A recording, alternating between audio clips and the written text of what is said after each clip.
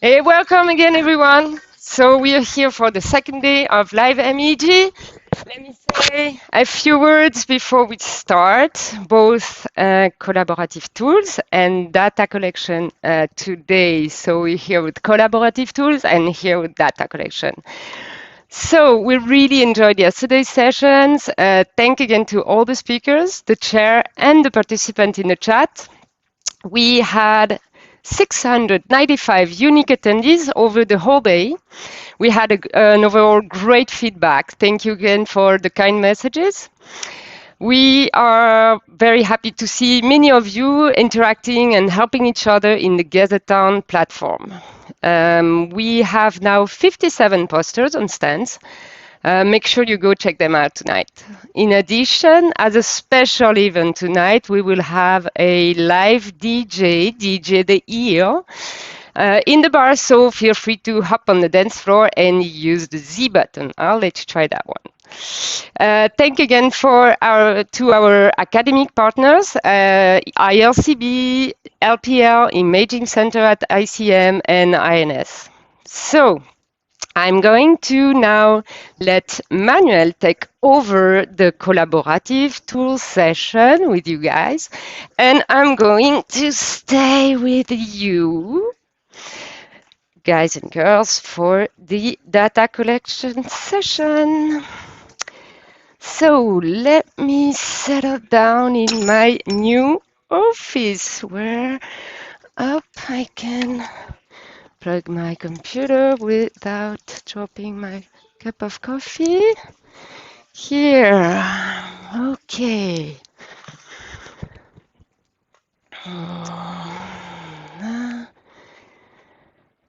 So I'm very excited to chair this session today. I will try to handle both driving the broadcast and sharing with the assistance of Adrien, hopefully.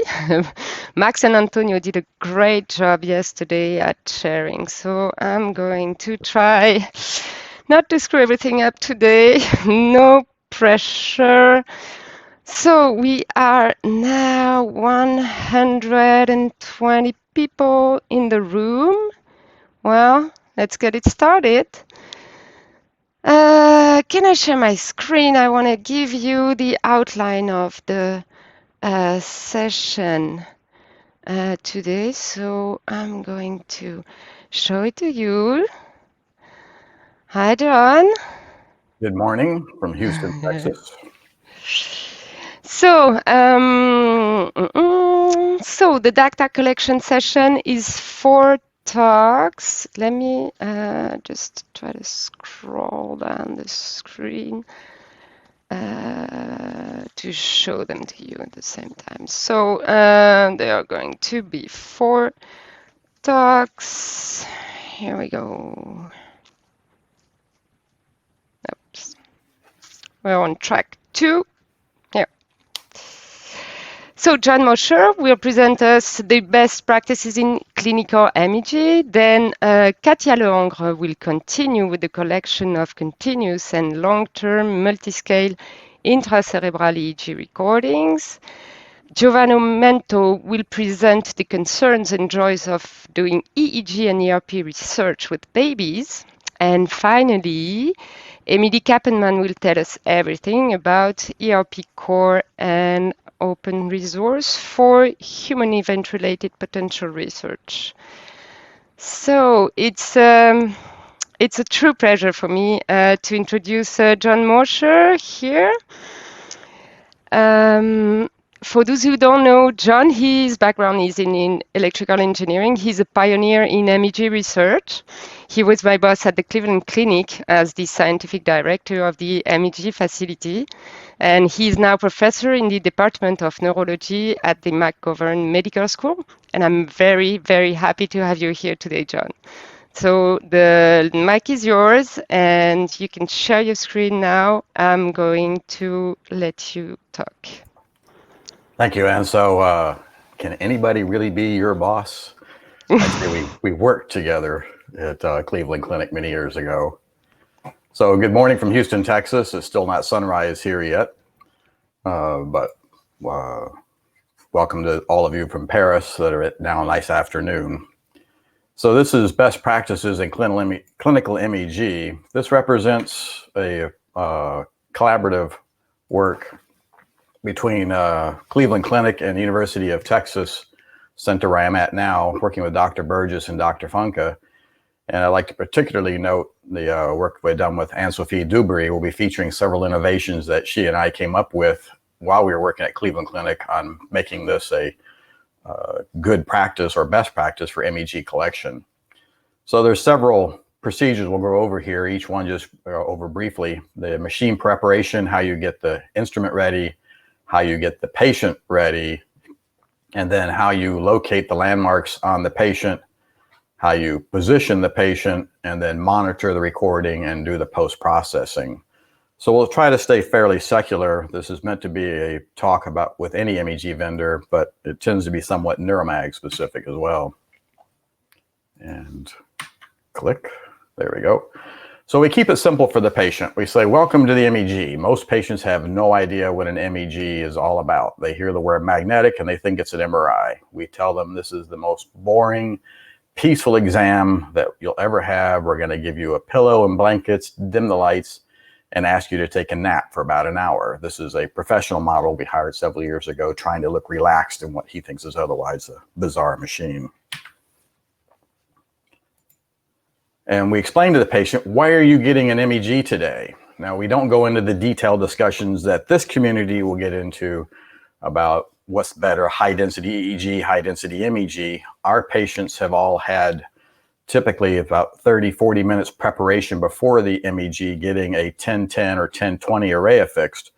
So we tell them that the first advantage is a pure numbers game, that for the benefit of resting their head inside the helmet, they're getting over 10 times as many sensors as they currently are, and so that we get a better chance detecting abnormal activity in their brain.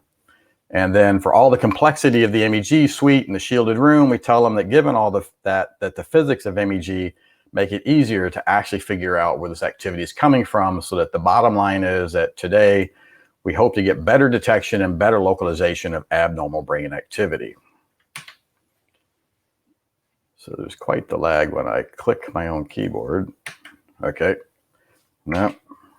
So this is part of a formal course that we teach as part of the American Clinical MEG Society. So we have an audience response as we go along. And so today you'll just telepathically think to me what the answers are, and they're already highlighted for you in red. So I see your telepathy is working well.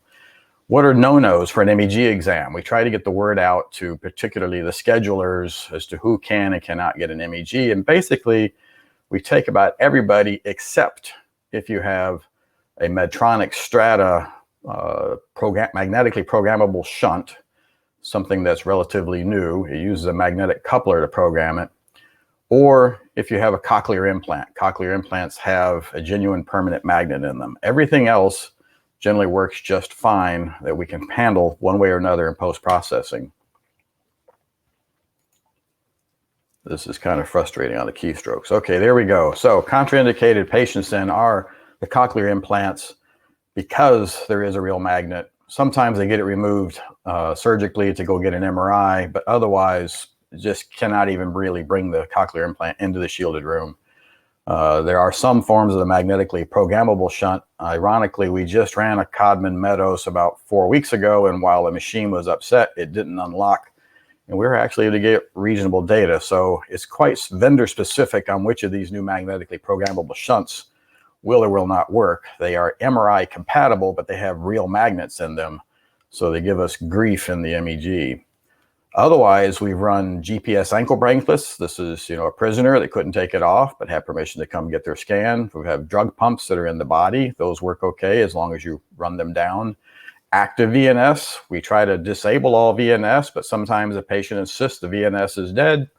We find out, no, the battery is still running. Pacemakers, hidden cell phones. Some people will not give up their cell phone. We have to finally go into the chamber and say, we know you have a cell phone, please turn it over. So machine preparation.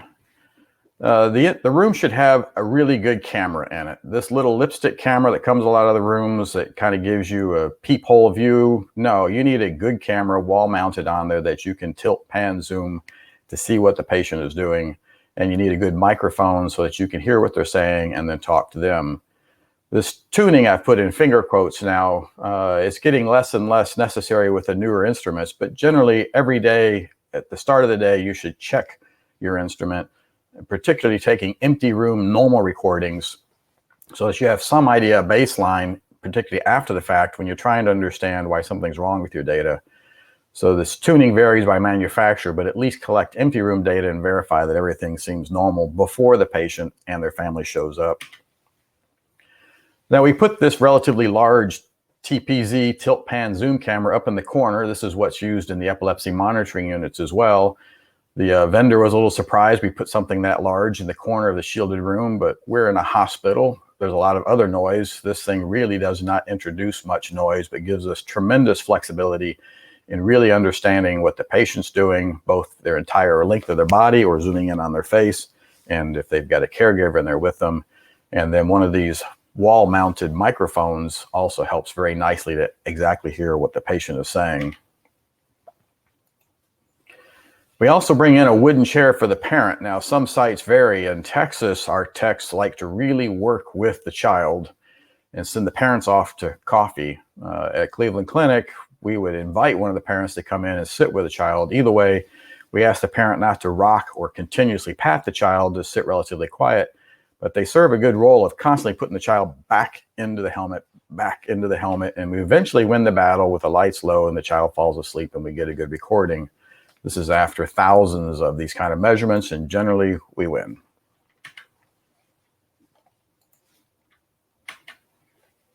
So patient prep, we ask them to come in sleep deprived. One, because it's boring, so we'd like them to try to sleep through it rather than fidgeting in there.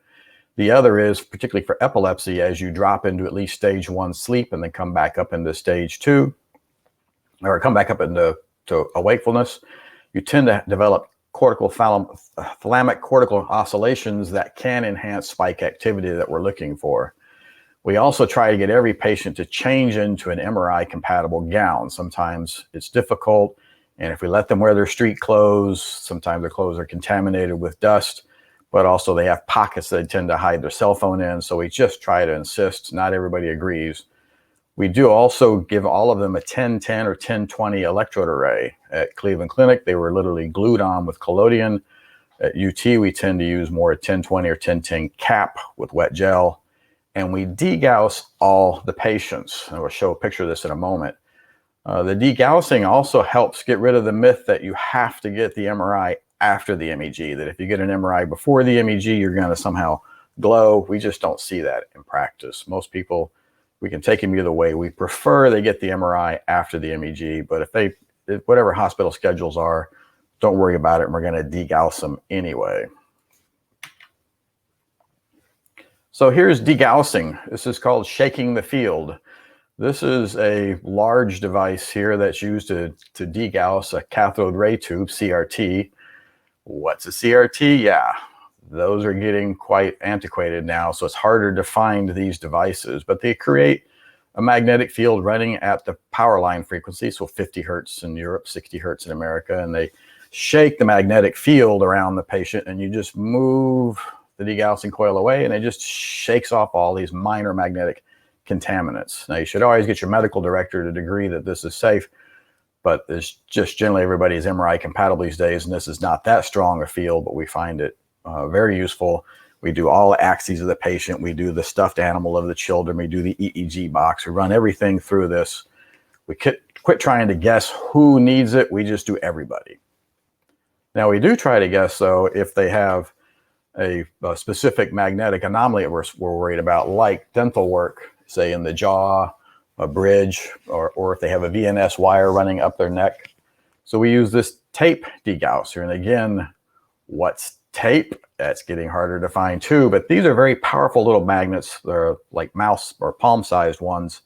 They put out 0.3 Tesla at the center, right there at the point of application. So do not apply this to any of the electronics like the VNS, the pacemaker, even the NeuroPace device that might be up in the scalp. But go after the lead wire that comes up through the neck, go after jaw. Sometimes we find that there's a specific spot in the hair, whatever it takes to spot degauss. Generally, you do this when we put them in the MEG array, we find a magnetic anomaly, we bring them back out, and then apply the spot degaussing.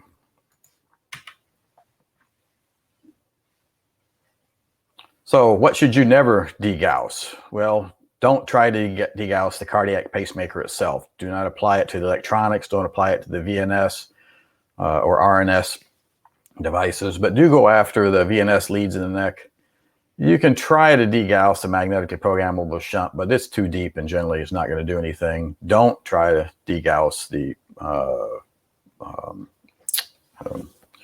cochlear implant. Tattoos is only a problem for MRIs if they were to couple the RF fields. There's no RF fields in MEG, so tattoos are not a problem. Generally, you can try to degauss just about everything except for these electronic devices. Now, one of the benefit and the curse of MEG, squid-based MEG systems, is they're locked in a dewar, which means we know exactly where every coil is with respect to every other coil. That's great for calibration purposes, but what we need to know is where is the patient in the array. So virtually all the vendors use some form of head positioning indicator coil. These coils are little magnetic dipoles that put out a fairly precise, exactly precise sinusoidal frequency that can be located in the helmet. So the array is always at some point in the measurement locating these coils. So it's crucial that we know where these coils are on the patient.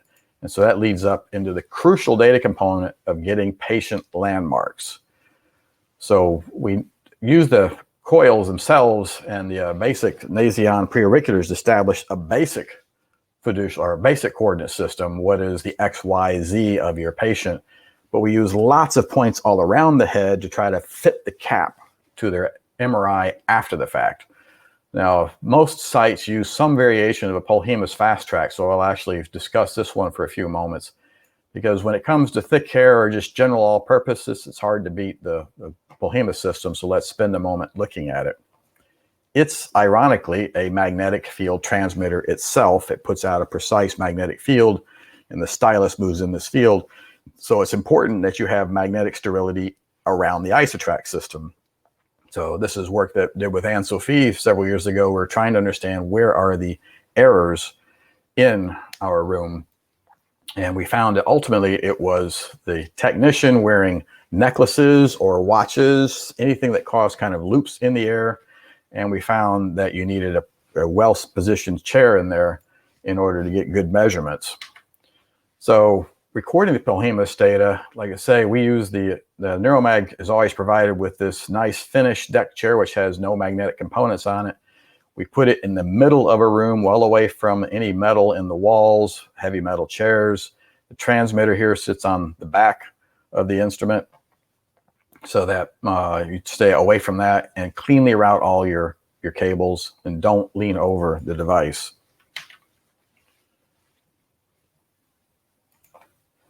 The key part on the adult is this other receiver that's mounted to the side of glasses. It's crucial for the few minutes that you're making this measurement that this absolutely not move. The patient's head's free to move, but the reference point itself on the side of their head cannot move. So it must remain absolutely still. So we ask them to take the strain off of the cable and stay quiet. Now with children, that's difficult. So Anne-Sophie built for us, had our lab fabricate many years ago what we call the dubstep. It's a little tiny plastic device with copper feet. We use acetone at Cleveland Clinic, so we needed it to be capable of standing lots of repeated applications, but we glue this literally to the child's head. They have no idea it's up there, so they're not trying to bat at it. We get rock solid reference and we get rock solid isotrack data. Otherwise, we use the stylus then to collect the Nasion, the preauriculars, the head position indicator coils, the EEG electrode points, staying to the sides of the chair. We keep on the wall so that every tech that comes in, because we do rotate techs at each site, at times there's backups brought in. We clearly indicate on the walls there of the room where we want them collecting preauricular, where we want them collecting Nasion, And we keep other information on how to digitize the coils. So EEG caps can be tedious. We pre-coded into the machine a particular routine, so the techs can fairly quickly, within just a few minutes, click away on all these positions, gather the data they need. And the head position indicator coils are also always put on. The ones with the NeuroMag come color-coded, so we always glue them on blue, white, red, black, yellow, always in this order so that we know where the coils were. There's just no issue there. All of this leads to accurate registration of where was the subject in the array. We collect at least 100 landmark positions all about their scalp so that in post-processing we can fit the scalp. So we use the three fiducials to get us the coarse idea of where they are, and then we fit the scalp with the data itself using either the Brainstorm software or M&E software have routines that automatically do it, and then the vendors are starting to provide at least manual routines, if not automatic routines. It's very important that the patient be positioned well into the array. We give low lights to encourage sleep. We do virtually everybody supine, because when you're upright, you tend to slump in there. We may put the parent in the room to help stabilize and make sure otherwise that the cabling is clean.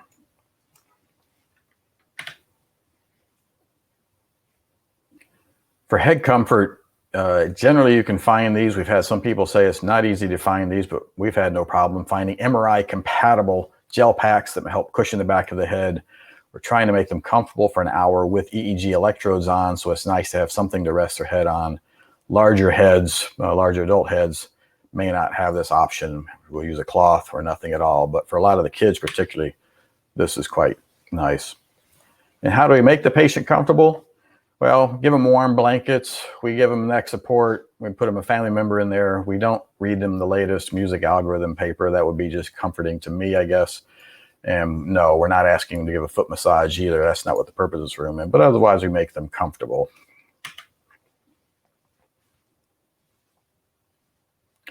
This is something else that Anne-Sophie generated for us. This is a blood pressure cuff right underneath the patient's neck. So after we get them into the array and get them comfortable and as deep in as possible, we pump this up to gently cause their neck to just sort of roll back and get their nose to go as close as we can up to the top of the array. What we're after is trying to get the temporal lobes as deep into the array as possible. Some patients, we just use a rolled up towel if this is not quite working right, but generally we found this is a very nice, quiet, low-key way of getting them comfortable and then pumping this up so that they roll back into the array and get us a good position. And then once they're in there, this is where the vendors tend to fall apart. So we use both M&E and Brainstorm these days at our sites to then visualize where is this patient in the array. We use the isotrack data. We quickly shrink a scalp to those points, and we check to see how are we on the spacing of the patient. Are there no gaps? Are they in as deep as possible? And then we make adjustments as needed. So what's wrong with this placement? This is an actual placement of some data we obtained from another site. They were saying, why is our data not good? Well, there was insufficient head shape points. So it was hard to get a good location of the patient's MRI to the location points and locate everything. The head was too low in the array and the face was too far forward. This is all because this site didn't know or did not get good feedback at the time of placing the patient in there. They were not all the way in. Now with children, you've got problems with shoulders, short neck, but you still need to make a best effort to get them as deep into the array as possible.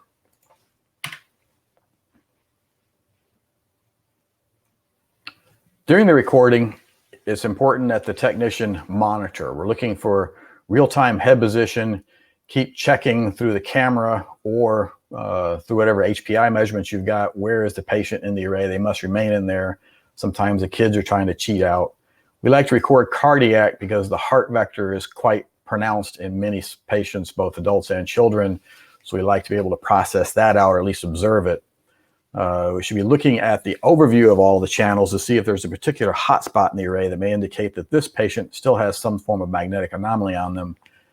Post-processing can do some form of movement compensation. We like to only rely on that for minor motions. If they make a large motion, stop, recheck the measurement, recheck the position, start a new recording, annotate any changes that are going on in the environment, like vehicles going by, sudden shifts in the environment. Also, though, more importantly, annotate anything the patient tells you. I think I just had an aura. I think I just had a seizure. Or if you clearly see it as a seizure, mark that as well, too. And then we also like to run a median nerve stimulation protocol at the end of the study, if only to establish baseline fiducials to show that everything else is working. We got the SCF right. Now, where are these interictal spikes? We also run custom real-time noise rejection. Many of you know about the SSP algorithm that's built into most of the neuromag arrays. There's also third-order gradiometers in the CTFs.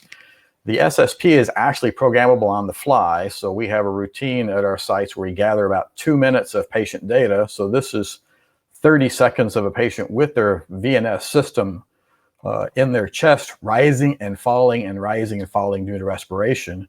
We custom build an SSP right there on the fly, overwrite the SSP vectors, and then the technician can monitor the patient, even with VNS in the patient, in real time, monitor for other abnormalities. Then in post-processing, we go after this more aggressively, and then we reset the SSPs back to empty room afterwards.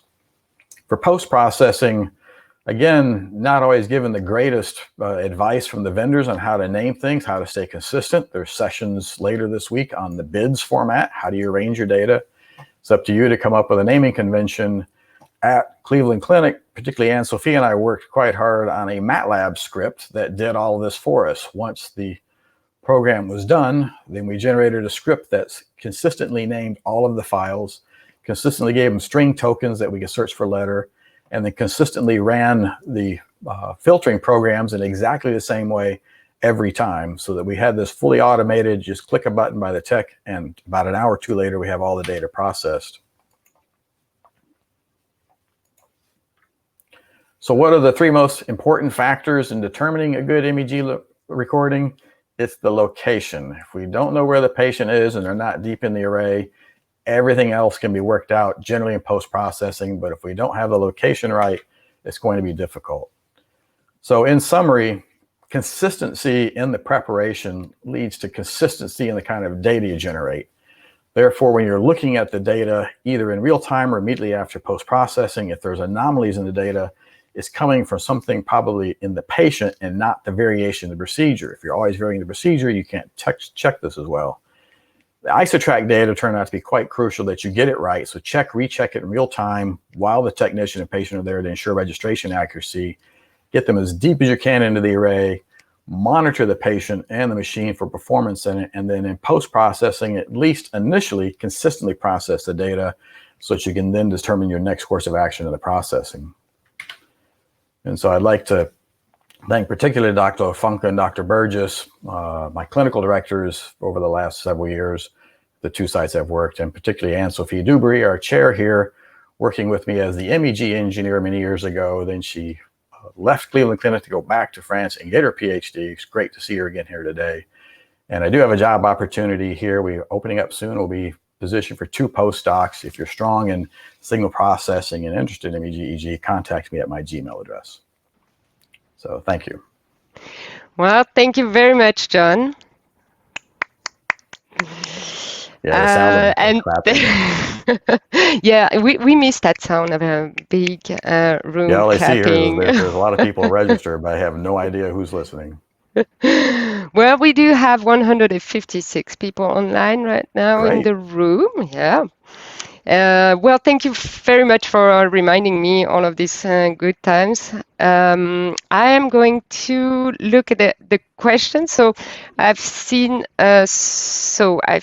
Robert asked a question that you answered by the time he just after he posted it. We have a question on transcutaneous, so vagal nerve stimulation. It was before you talked about it more thoroughly. I think Lina asked this question, Lina Scora. But let me try to ask you one question on this VNS. So you mentioned that with the Neuromag system, we set up a way to online correct for this noise. Can you tell us a few words on how you would handle that with other systems such as the CTF, the 4D? Can you say a we few actually words looked on into that? that, particularly with the CTF system. So the NeuroMag, the SSP vectors are just a software file. So we grab 2 minutes of data from the patient, run it through Mati's MNE Analyze routine, or MNE Browse Raw, MNE Analyze, I always forget which. Sorry, Mati, I know you're listening. But it generates the SSP vectors, and we overwrite the software file and then restart the acquisition, and it's like magic usually. All the patient-based artifacts go away, the gross ones. CTF, we found that it's written in firmware. There's no writing it on the fly, so they have to rely on their third-order gradiometers and reference arrays that generally work pretty well with outside influences. I don't know how they'd handle a patient. I just don't know how you would handle it with the vendor software itself. As part of a UO1 with NIH, Mati and I and Yoshio Okada are working on a real-time signal processing software system that will work with the vendor machines. That would be an alternative that you could run a research real-time MEG or EEG system. Again, just calculating what the coarse covariance matrix is and using that to block. But that's research, and in a clinical environment, your director may not like you running research software. Okay, thank you very much. Let me see. So Alberto Nebraska Perez is asking about the model, the specific model of the degausser. Maybe we can post that on the I'll try chat. to post that in the, see if I can find the models. They're getting hard to find though. CRT degausser, if you Google that, or tape degausser, but they're getting hard to find now. Nobody has a CRT. Nobody uses tape. Radio Shack used to carry it. Radio Shack is gone. Okay, thanks. So thank you very much again, John. So I think I'm going to invite now the next speaker. Thanks. So Giovanni Mento is a research assistant professor in developmental neuropsychology. Oh, I'm sorry. Thank you, Adrien. I'm sorry, I was jumping to the next talk. So Katja, excuse me, Katja, let me invite you on screen now. Thank you. So Katja, it's a great pleasure to welcome you, Katja, as soon as you're here. Hi, Katja. Sorry about that. No problem. I was just checking the program. Okay, so very nice to have you here. Katja is in charge of human intracranial electrophysiology core facility activity created in 2015. Her background is in cognitive neuroscience. She is coordinating research activities conducted with epileptic patients recorded with intracranial electrodes on the site at La Pitié-Salpêtrière Hospital. So thank you very much, Katja. Okay, thank you. Thank you to invite me to this LiveMEEG and to participate to this data collection session. So as Anne-Sophie said, I'm in charge of the collection of data intracranial EEG recordings with epileptic patients. And I started to do that at the ICM, the Paris Brain Institute in Paris in 2012. So what I will present you during the presentation is the data we are collecting and Katja? I'm sorry, Katja. We don't see your screen. Can you share your screen? Of course. Thank you very much. I don't not see it yet. Good for that. Now, wait. Wait, do it now. Okay. I don't see it yet. Yes. You see it? No, not now yet. Yes, fantastic. Thank you. Yeah? Okay, great. So I will present you the data we are collecting. In fact, the project started in 2010 when Professor Vincent Navarro started to record epileptic patients with microelectrodes at the epilepsy unit of the Pitié-Salpêtrière, and he did that with his also research position at the ICM.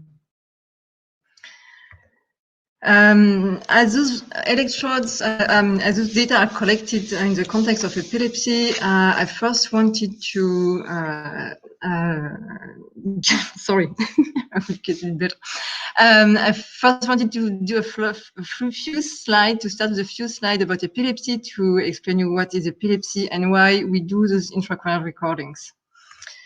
So epilepsy is a neurological disease that affects about 50 million people worldwide, that has multifactorial causes. It can be a brain lesion due to an injury, or ischemic causes. It can be genetic causes with canalopathies or wrong cell migration in the brain.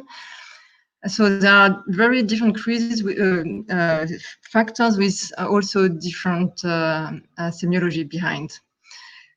Then epilepsy is also characterized by an increased risk of premature death, which is up to 3 times. It's also characterized with neurobiological, cognitive, psychological, and social consequences.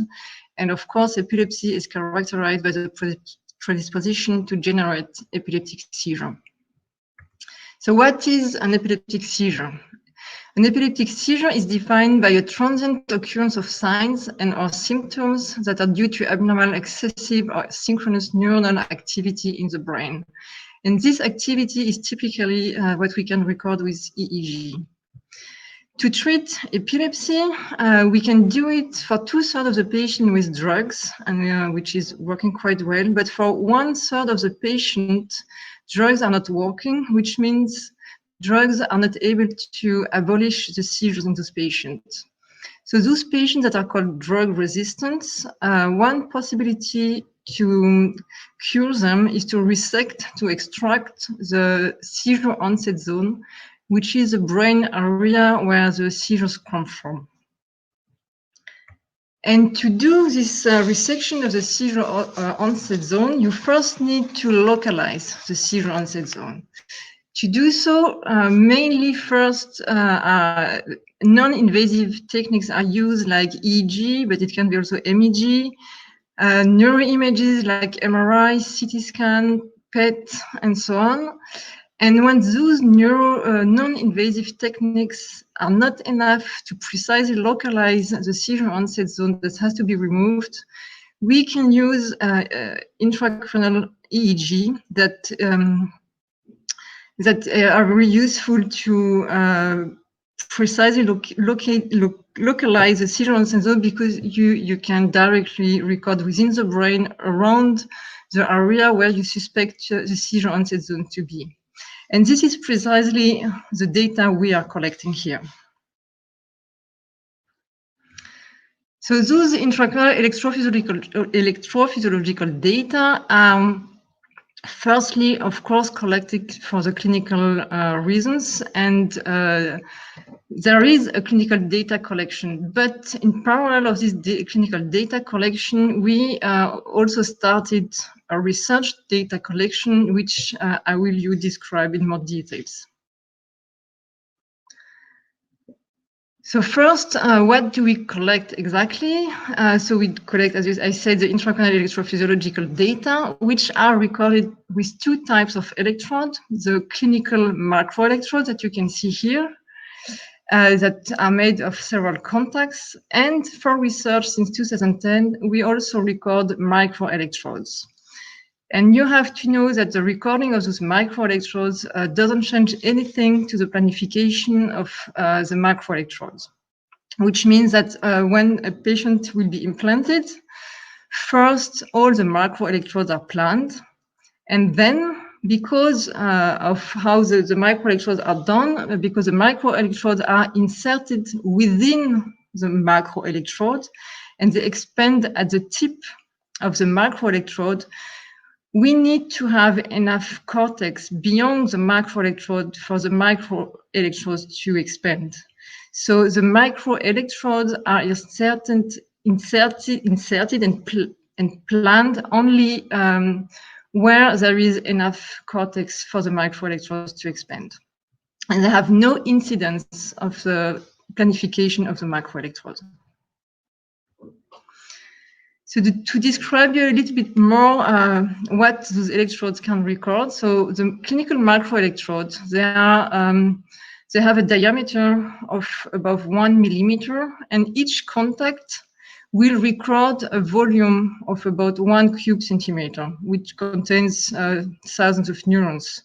So those contacts are able to record when you look at the raw signal, they are able to record intracranial electrophysiology, which is IEEG. On the other side, you have the research microelectrodes. They are much thinner with a diameter of about 40 micrometer. They can record a much smaller volume of about 1 cubic millimeter containing tens of neurons. And what we can do with those microelectrodes is something very local, where we can record the local field potential, but also the multi-unit activity, which is the action potential that are generated by the surrounding neurons next to the electrode. What we can absolutely not do with macroelectrode.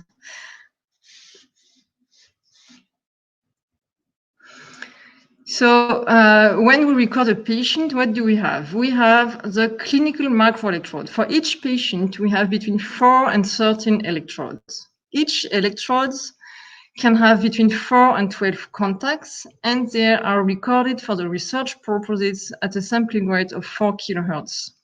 We also have the research microelectrodes. We can currently add 1 to 4 electrodes. And for each electrode, we have 8 wires. Those electrodes are sampled with a rate of 32 kilohertz, which is necessary if you want to record the action potentials. So which means that for each patient, we have between 8 and 32 microcontacts. And then we also record for clinical purposes, but we are very happy to have them for research purposes. We have a surface EEG, scalp with some scalp EEG, but also ECG, EOG, and EMG that are really useful for sleep staging.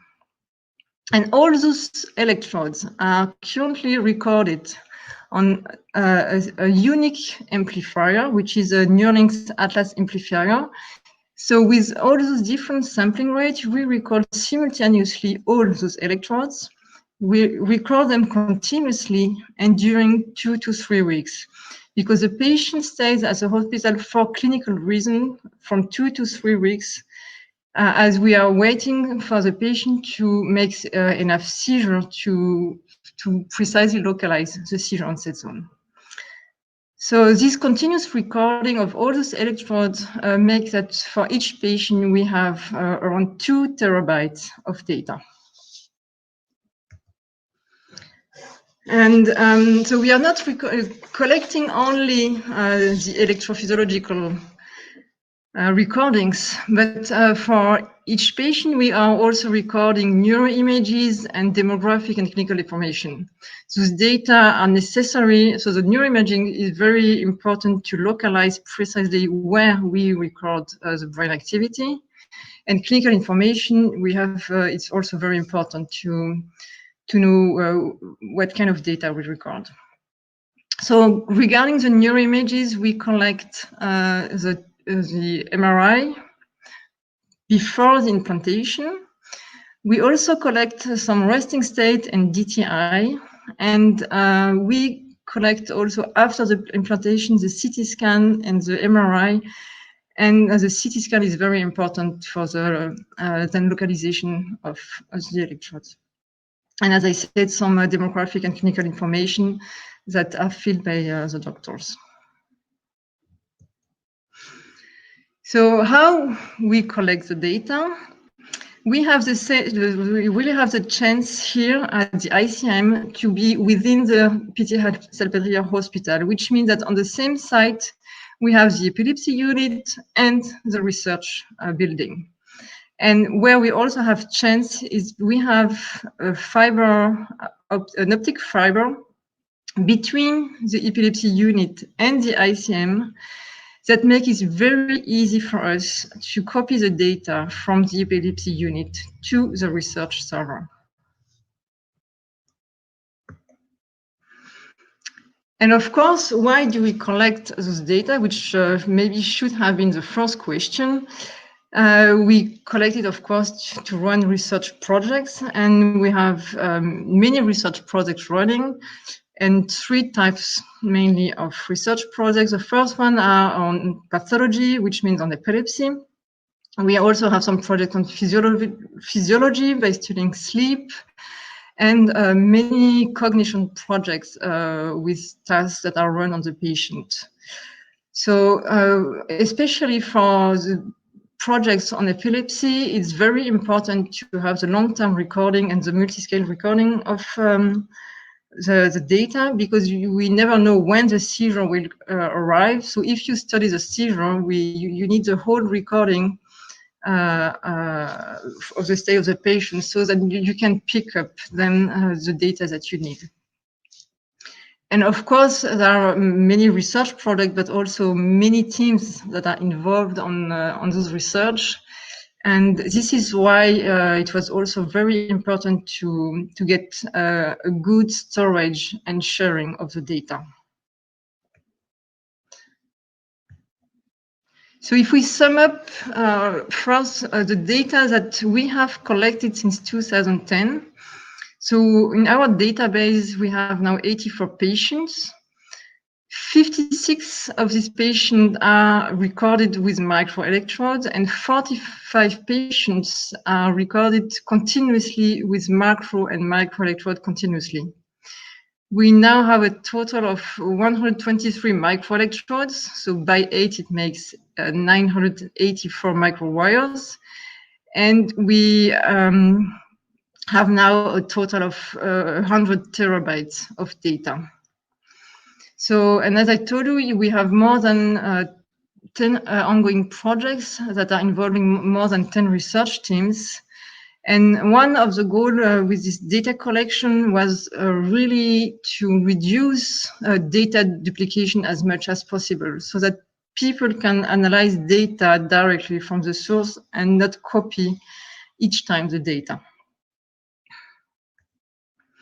And to do that, we used the ICM infrastructure and the help of IT. And first of all, we started to organize our data, which means that for each patient, there is a separate folder. So data are organized per patient, and for each patient, the naming of the data, the organization, the structure, everything is standardized. So we do exactly the same kind of data, the same name for all the patients. And once this organization was done, we start all the data in a high capacity storage and fast capacity, fast access storage that we have at ICM. And this high capacity storage is directly connected to a computational cluster, but also to all the workstations that are at the ICM, which makes really an easy access to the data and reduce the duplication of the data. And of course, all the data is backed up.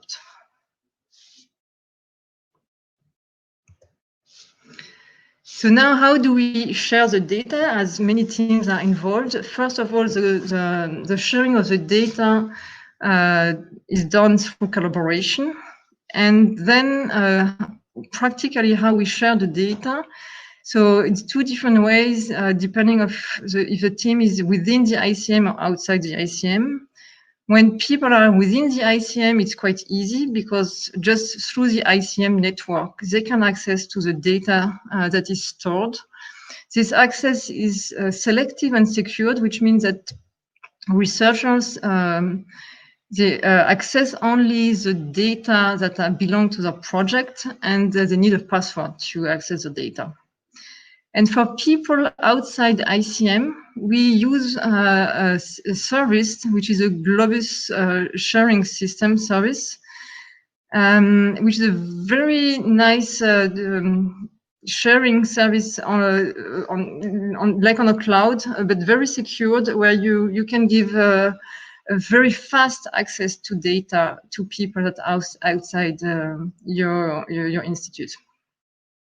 And this is done by the IT of the ICM.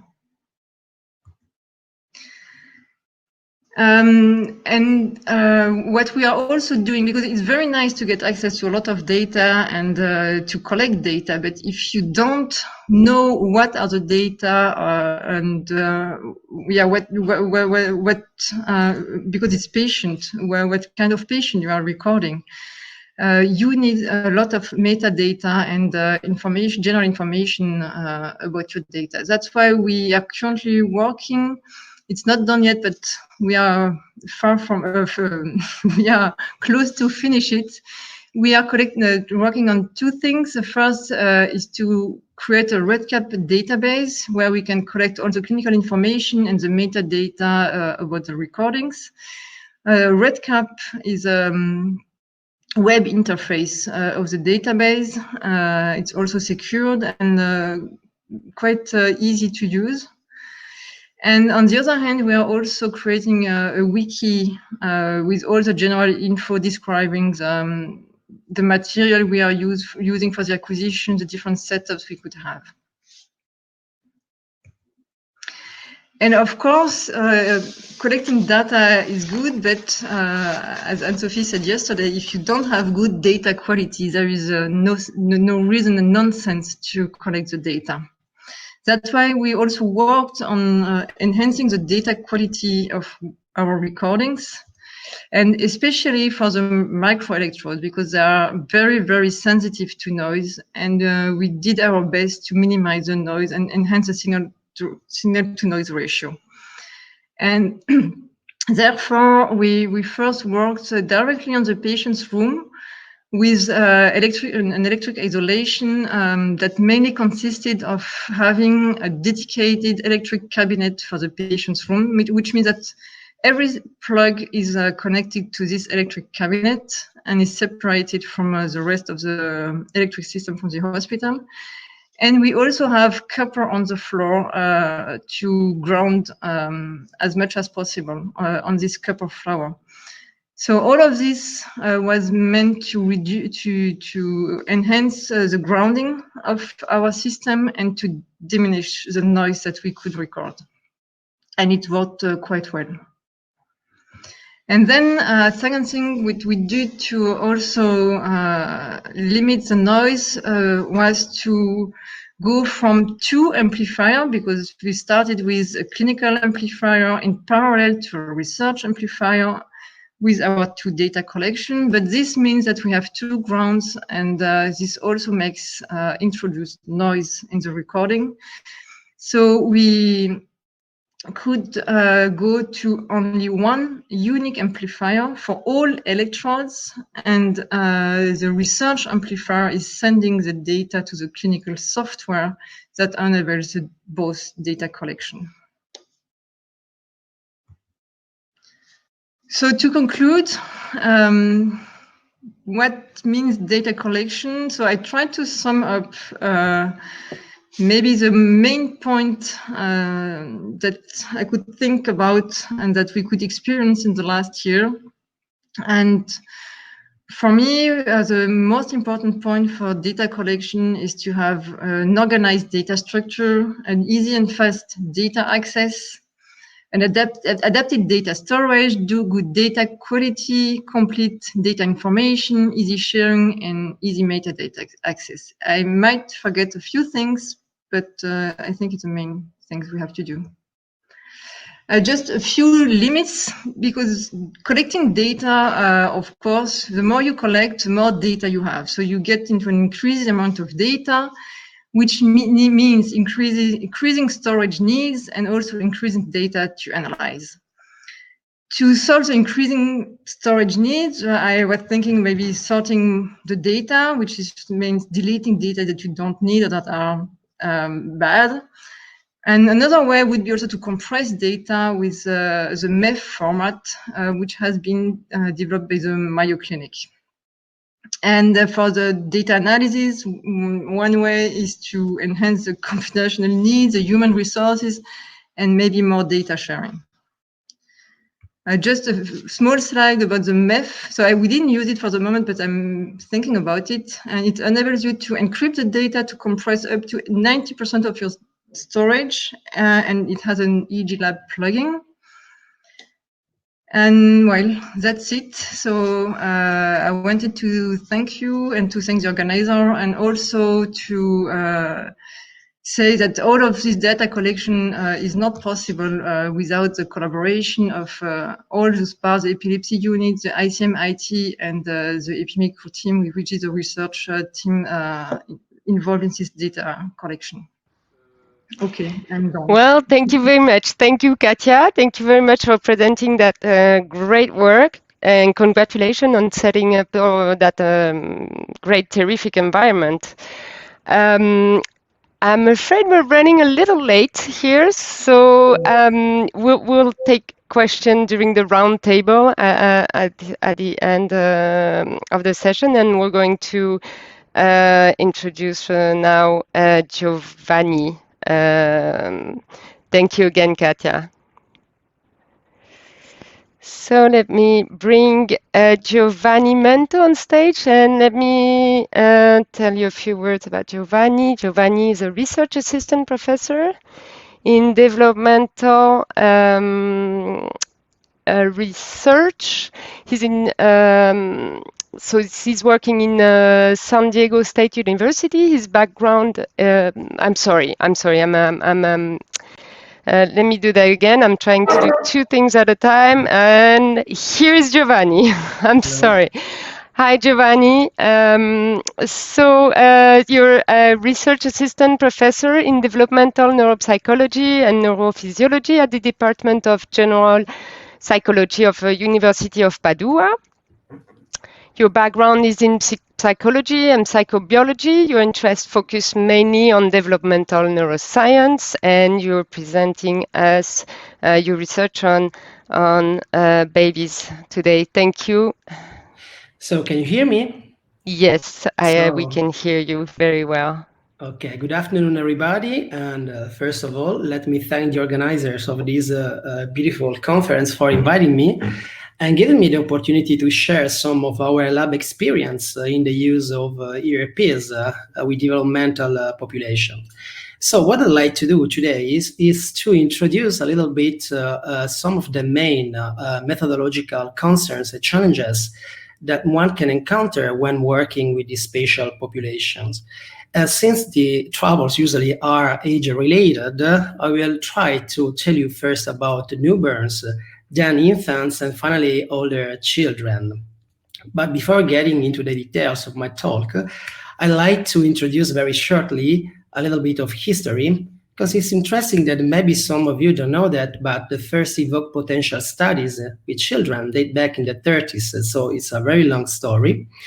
But we had to wait until the 70s or 80s to get published very seminal papers that first described the maturational changes of the main evoked components, such as the P1, the N1, and so on.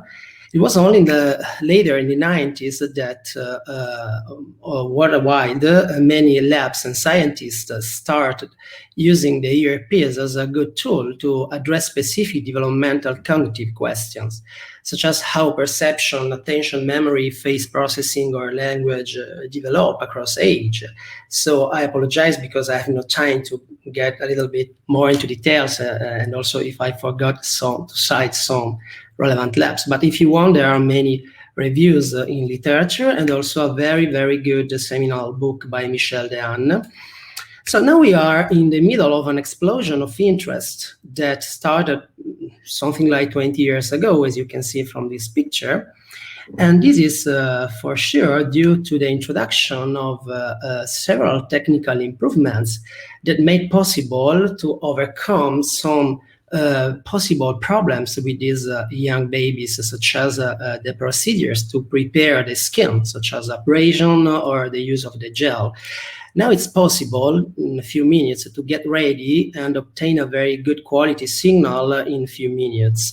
Here you have some example of commercial systems with water or active electrodes. So now let's start our trip in the world of development, because these devices have been used in the last years since the very beginning of life. Here we have some pictures of the use of EEGs in nursery and also in the neonatal intensive care units with preterm babies, for example. And on the one side, it's very common to use auditory simulation because they sleep a lot.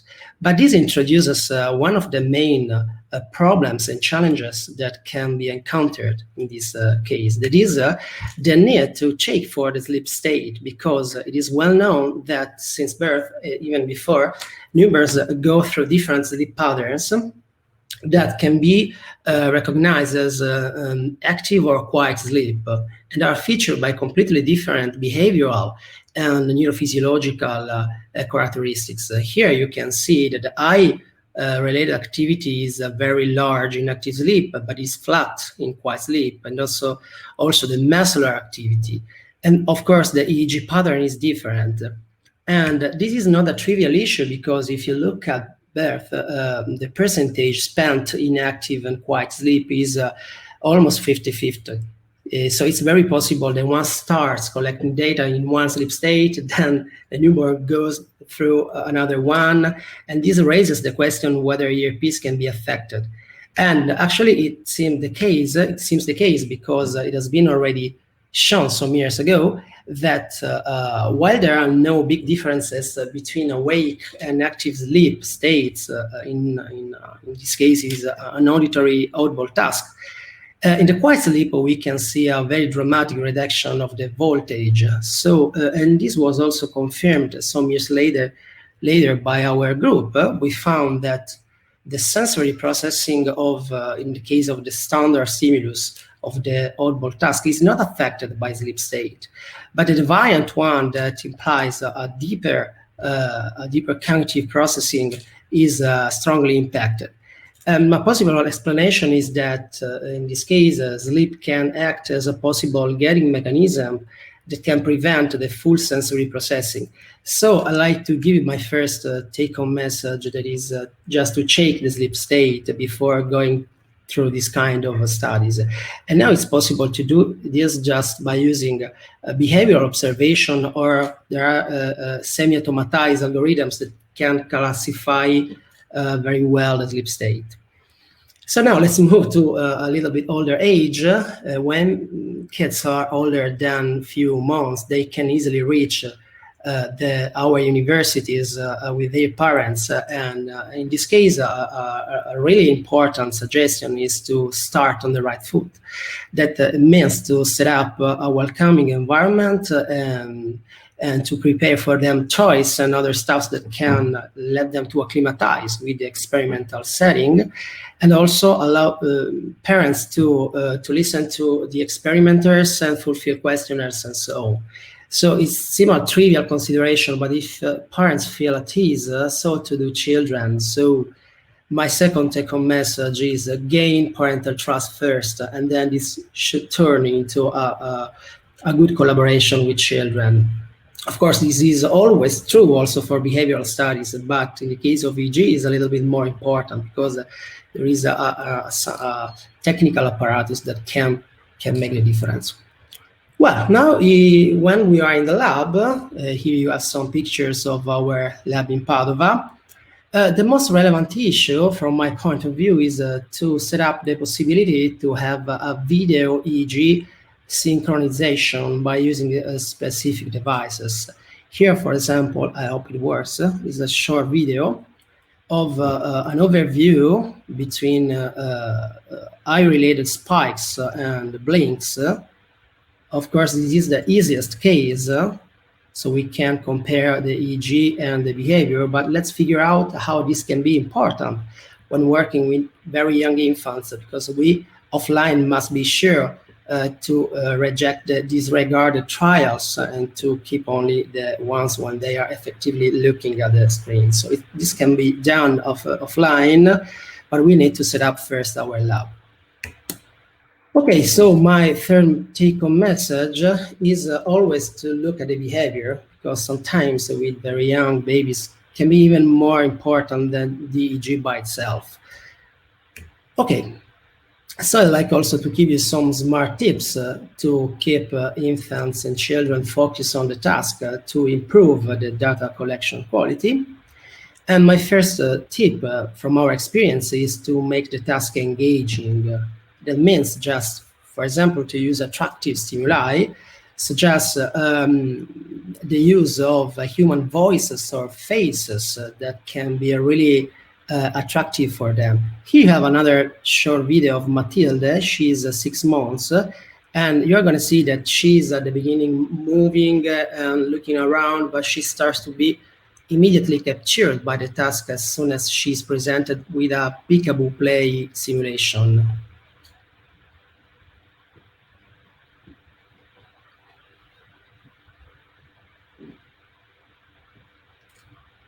Okay, so sometimes this is not enough. Even if we use the right stimuli, we can find difficulties with kids that get distracted very easily. And another tip in this case is to embed in the visual stream some distractors or attentional catchers that can be manually controlled by the experimenter, that can manually send when needed this kind of stimuli. Here we are going to see another case, but in this case I need to try. Okay.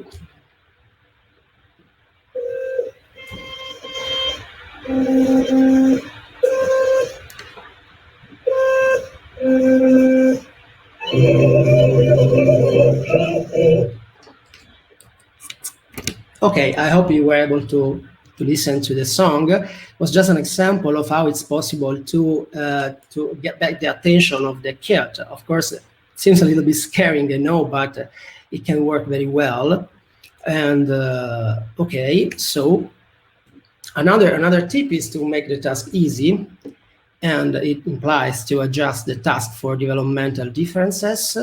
For example, with very young babies, just try to use short trials. And in this case, the oddball task is one of the most suitable ones, because it allows to collect a large number of trials in a short amount of time. And another tip is to use a few independent variables. It's just, if possible, one control condition per experiment. But if you need to compare more than 2 conditions, it's better to plan between group subject, because you can avoid to waste time and experimental conditions. But also to do make several pauses, because at this age the attentional span is very narrow. So every 1 or 2 minutes it can be a good practice to rest a little bit and then start again the task. Finally, try to avoid excessive habituation. A good idea may be to use different kind of stimuli for the same category, such as just use different identity phases for the same emotional expression, and then avoid habituation, unless you are interested in habituation by itself, of course.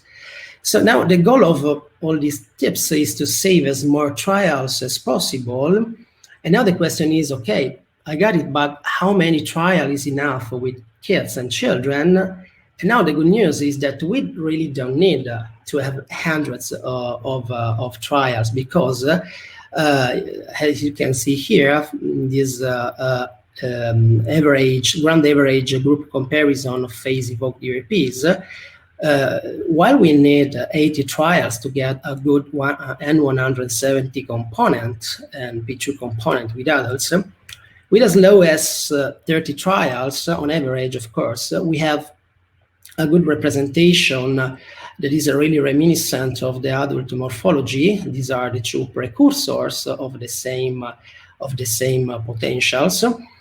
And even with younger infants at 4 months of age, we can have a good signal with as low as 26 trials. Of course, the signal-to-noise ratio is a little bit lower, the signal is dirtier, but the component is still appreciable. Well, so it is generally agreed in literature that 16 trials are quite enough to have a good signal.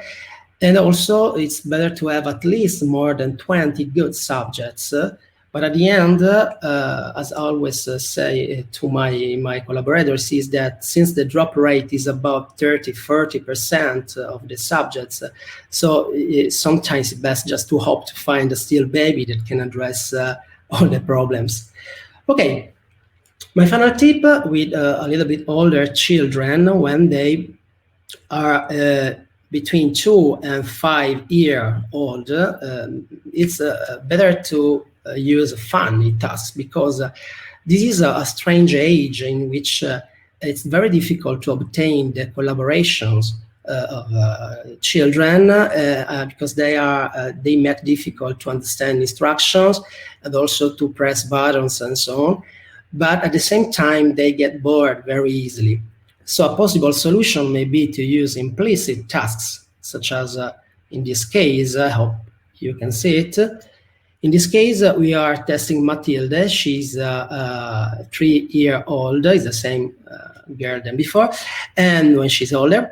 And we used a cellular phone attached on the screen, just to give you an example of our Italian fantasy in the lab, to catch her attention on the screen while she was presented bilaterally with phases, okay? And so this allowed to get hundreds of trials in few minutes.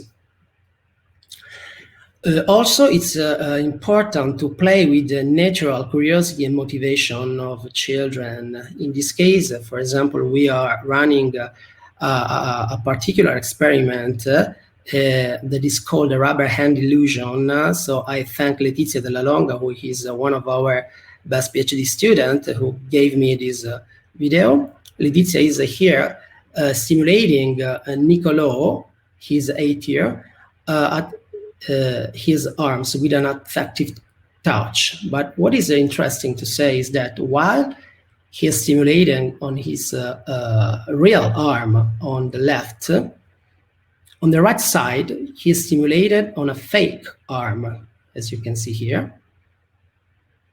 And now the matter is that if you look at what is happening, you should feel the strange sensation of being stimulated at both arms, also in the fake one. So this engages the normal attention of children, because they feel very excited, astonished by this kind of strange sensation. Well, I would like to conclude these tips with final suggestion of using, if possible, of creating a narrative of the task. Sometimes it is enough to present the stimuli in forms of cartoon characters, as in this case. This is just a simple reaction time task.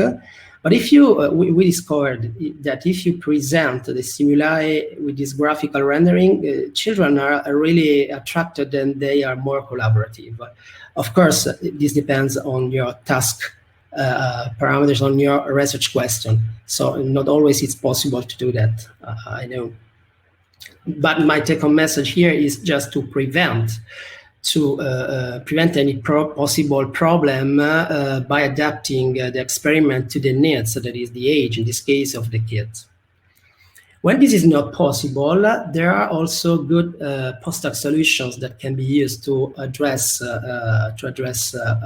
problems, such as artifacts. Just two of these. One is to use, for example, automatized procedures, such as the independent component analysis that have been proved to work very well since 8 months of age. Here you can see that in this case, the blinks are well topographically represented, that can be easily recognized and partialed out from the signal. And another suggestion in terms of statistical approach, this is really important, is that since we know that ERP latency, polarity, and morphology go through many developmental changes, it is a good idea. It is not a good idea, sorry, to have strong a priori hypotheses about where or when to find the effects. So in this case, it's better to use a data-driven analysis approach, such as the use of mass univariate analysis, by entering in the analysis the whole spatio-temporal information. That means all the electrodes and all the time windows, or at least some selection of time windows. Here you have an example of how important it can be to use this kind of approach. This is a mismatch negativity response, a comparison between adults and children, and while the morphology, the shape is quite similar, you can see that the topographical representation is completely different between adults and children. And this kind of effect can be missed if one has strong hypotheses about which electrodes to use, which window, and so on. So finally, for those who are interested, now there is also the possibility to run advanced analysis tools, such as brain source reconstruction. Of course, I need to warn you that this is a quite methodologically challenging procedure, and one should be careful to take for granted that these results are always good. But the good news is that we have now available since a few months, actually, the specific age template anatomies from the group of O'Reilly and colleagues that made available these templates and that have been already implemented in the Brainstorm software. So it's possible to, in a quite easy way, I wouldn't say that this is the Brainstorm for dummies, but as compared to just 10 years ago, it's now really more easy to run this kind of analysis with kids. And if you are interested in at addressing specific neuroscience questions such as networks and connectivity, these can be really good tools to be used. So my conclusions are that, yes, ERPs and EEG are now widely employed in developmental research because they allow to get good results with a quite easy procedure, and many labs are using or are starting using this kind of tool with infants and children. There are several methodological concerns, but also some good tips and solutions that can be used before, during, and after data collection to improve data quality. And finally, besides all these concerns that can make a little bit frustrating work sometimes working with this kind of population, I'd like to give you a final message that sometimes we also have some joy. That is when we realize that we have the privilege to be part of something that can be higher than any research question. So you are part of a relationship, and sometimes this is a very good aspect of our research. So I'd like to finish by thanking my collaborators that made possible all the stuff I showed you. So we are the Antani Lab, that stands for Advanced Neurocognitive Temporal Anticipation Investigation Lab. It's a bit strange name, but there is a story beyond. And we are psychologists, engineers, and statisticians, and also, last but not least, all my students that made possible to have good data. It's thanks to them that I'm here also. Thank you very much. Thank you very much, Giovanni.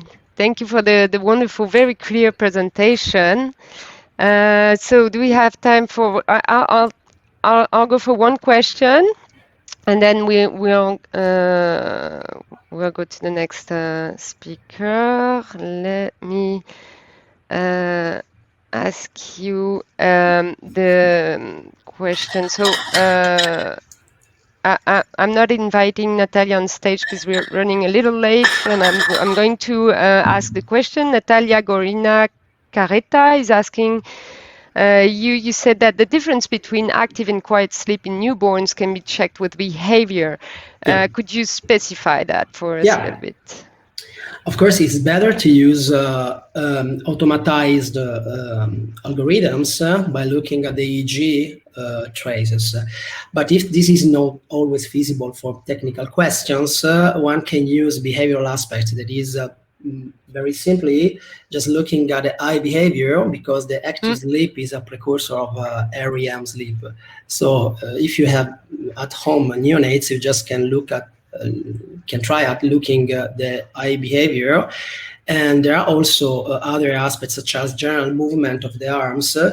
There are specific criteria that can be found in literature that have been published more than 20 years ago. But yes, I repeat, it's better to use the EEG to classify this kind of patterns. Okay, well, thank you very much. Thank you again, Giovanni. Thank you. I'll invite now Emily on stage and stay with us for the round table. Okay, here, let's see if Emily. So let me introduce you, Emily Kappenman. She is currently an assistant professor in the Department of Psychology, San Diego State University. Her background is in psychology, and her research focuses on understanding cognition and emotion during cognitive neuroscience techniques such as EEG and event-related potential. Hi, Emily. Hi, Good to see can you hear me you. okay?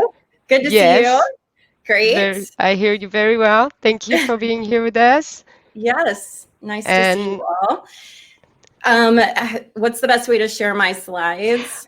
so just on top of your head, you should see some buttons if you're moving your mouse over your camera. And there is one specific with a small arrow. Can you see that button bar on top of your head? Yes, I see options. Okay, and now you... but I don't see, Are you, which browser are you using? Chrome. Chrome, that's fantastic. Sure. So you should see this share screen button on top of your head. I'm seeing it. It's the one on the right part next to the wheel. Sorry, hold on. Let me exit out of this. I'm in like a weird menu that won't go away now. Let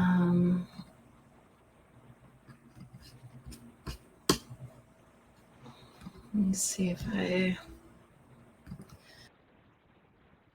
Oop, we lost Emily.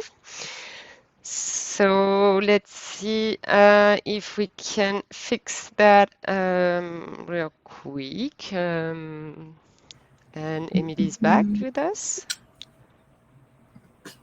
Yeah. Oh, here we go. I see. Sorry. Okay, great. It's very early in the morning here. It's the sun hasn't quite come up yet. So, okay. So share that screen and then just start this. Apologies, everyone. Thanks for bearing with me. I wish I could offer the coffee right away. But yes. Okay. Can you see my slides now? No, not quite yet. I don't. Share screen.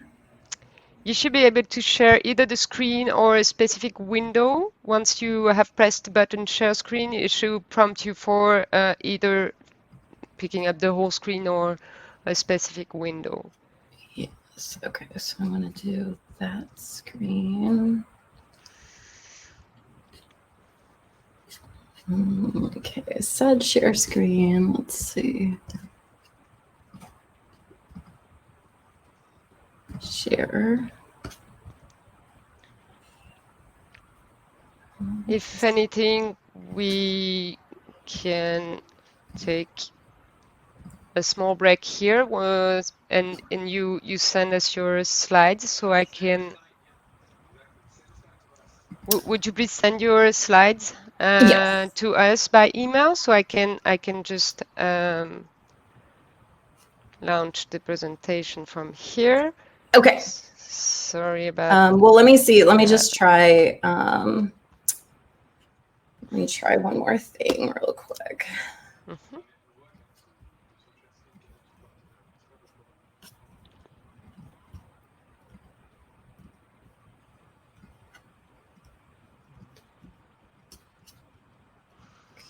Let's see if I share this instead.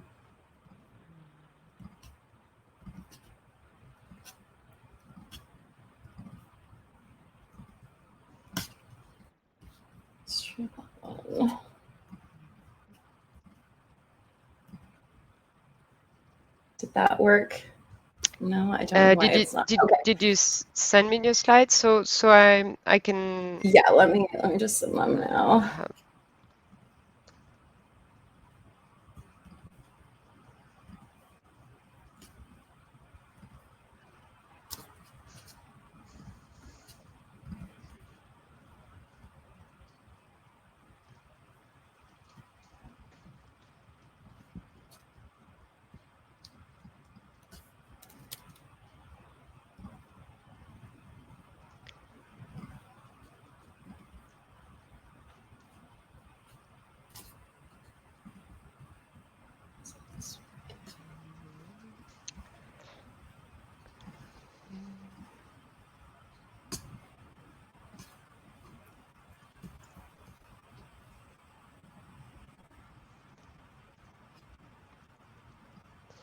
I'm not sure why the share screen doesn't work. They're uploading right now. Sorry. Okay. You're sending me your Yes. presentation, right? Okay. Let's see if Thank you. Yeah, I've tried sharing lots of different programs and aspects of the screen. It doesn't seem to want to share any of them.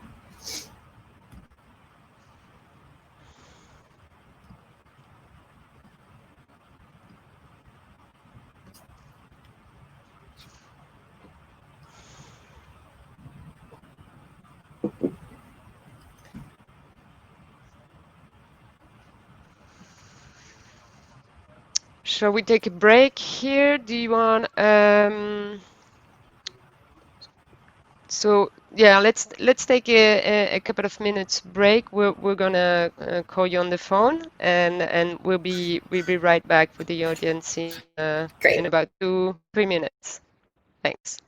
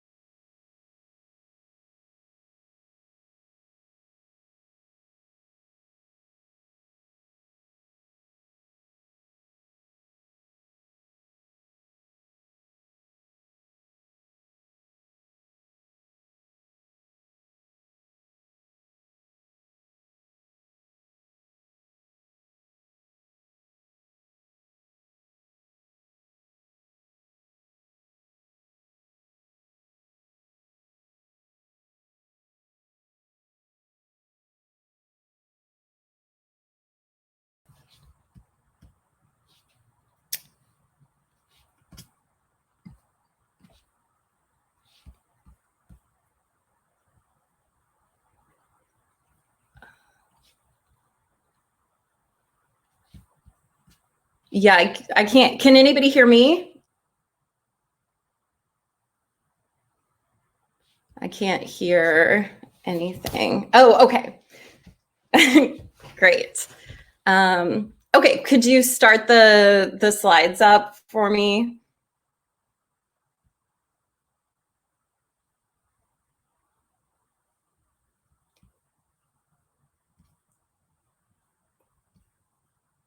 Could you just start that? Oh, perfect. Thank you. Hi, everyone. Sorry about the technical difficulties. Thanks for bearing with us. So I'm really excited to talk to you all today about a resource called ERP Core that my lab has spent the past several years in collaboration with Steve Luck's lab developing for the ERP community. And we just recently made this resource publicly available. So I'm really excited to introduce it to you all and provide just an overview of the resource and all of the different components it contains. So we really think about this as a compendium of open resources and experiments. That's what the core part of ERP Core stands for.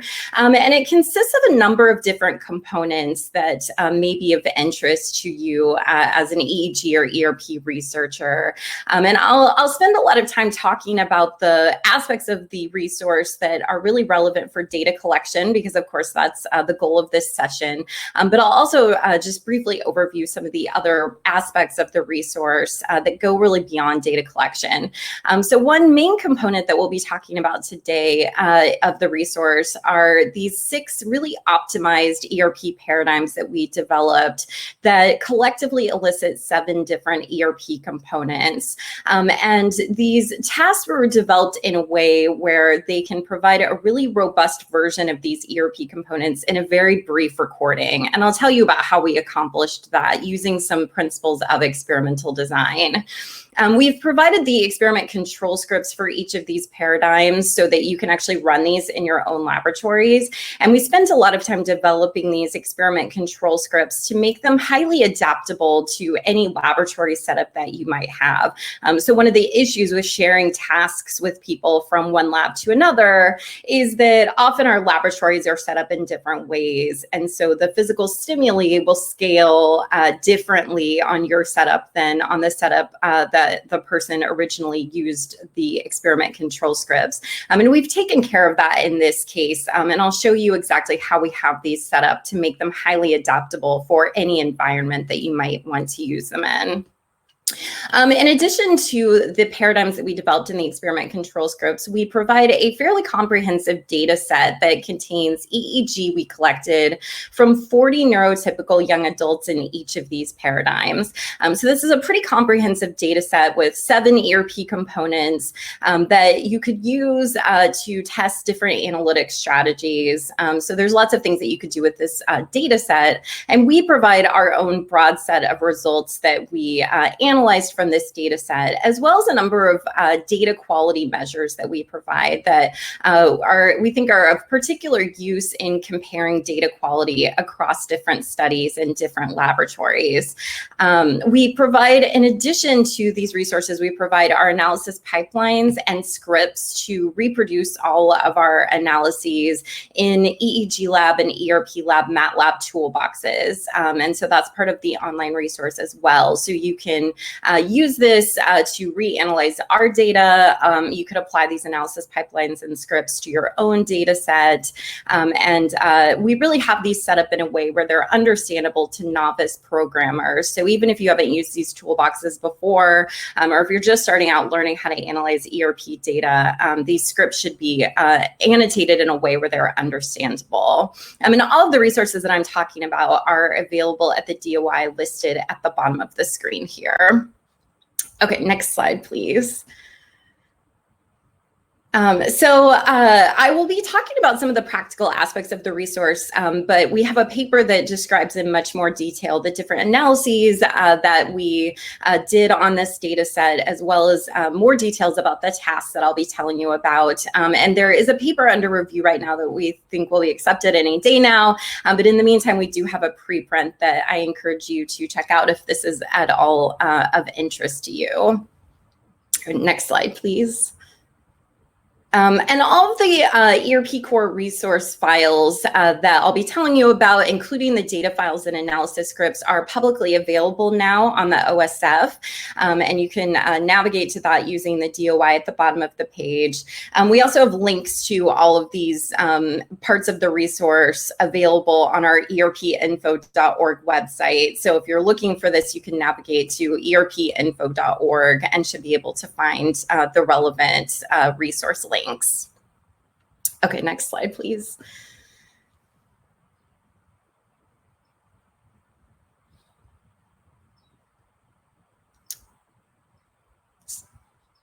Okay, so I'm going to start today by really diving in to tell you about the different paradigms that we developed. And again, these are really optimized ERP paradigms, so they'll probably look somewhat familiar to you. They're all based on really standard, robust paradigms that people use in the field. So they'll probably look relatively familiar to you. But we did optimize them in very specific ways such that you can actually elicit a really robust version of one component or two in a brief 5 to 11 minute recording for each of these paradigms. So this is quite different than what you might see in a lot of ERP experiments where you might typically record about an hour's worth of data from each participant in order to reliably measure a given ERP component that you're interested in. Here we've optimized these tasks in important ways to make it possible to actually get all 7 of these components in a single hour-long recording session. So I'll tell you about the different aspects of the task that make it possible for us to really get these robust recordings in these very brief task durations. Okay, next slide, please. Okay, so the first task that we designed probably looks very familiar to many of you, and you've probably run a variant of this task at some point or another in your laboratory. And this is the active visual oddball task designed to elicit the P3B, also known as just the P3 or the P300 probability effect. And so this is a pretty standard task. It's one of the most commonly used tasks in the ERP field, and most of us have run an oddball task at some point or another in our labs. But there's a couple of different aspects to this task design that I just want to highlight here. So we used a pretty standard 20% rare category, 80% probable category probability split here. So we have a target item that occurs 20% of the time. But instead of just having one non-target item that occurs on 80% of the trials, we actually have 4 different non-target items. And so each individual physical stimulus is presented on 20% of the trials. So we can keep the physical stimuli consistent. And we're just of these 5 stimuli, we just assign a different stimulus to be the target stimulus in each block of trials. So participants complete 5 blocks of trials where they see this stimuli A, B, C, D, and E. Each stimulus is presented on 20% of the trials, and participants are just told at the start of the block which one of those 5 letters is the target for that block, and the other 4 items are non-targets. So in this way, we can completely balance the physical stimuli that an individual sees throughout the duration of the experiment to keep all of that consistent. We also have them press one button for a target item and another button for a non-target item.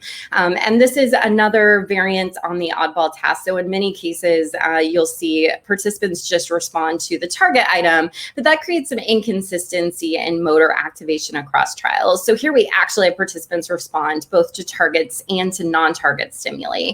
And because we balance the physical stimuli and the motor activation across trials, we can not only compare the rare and frequent waveforms shown here at the top, where you can see that we get the standard P3 effect with a larger P3 for items from the rare category than from the frequent category.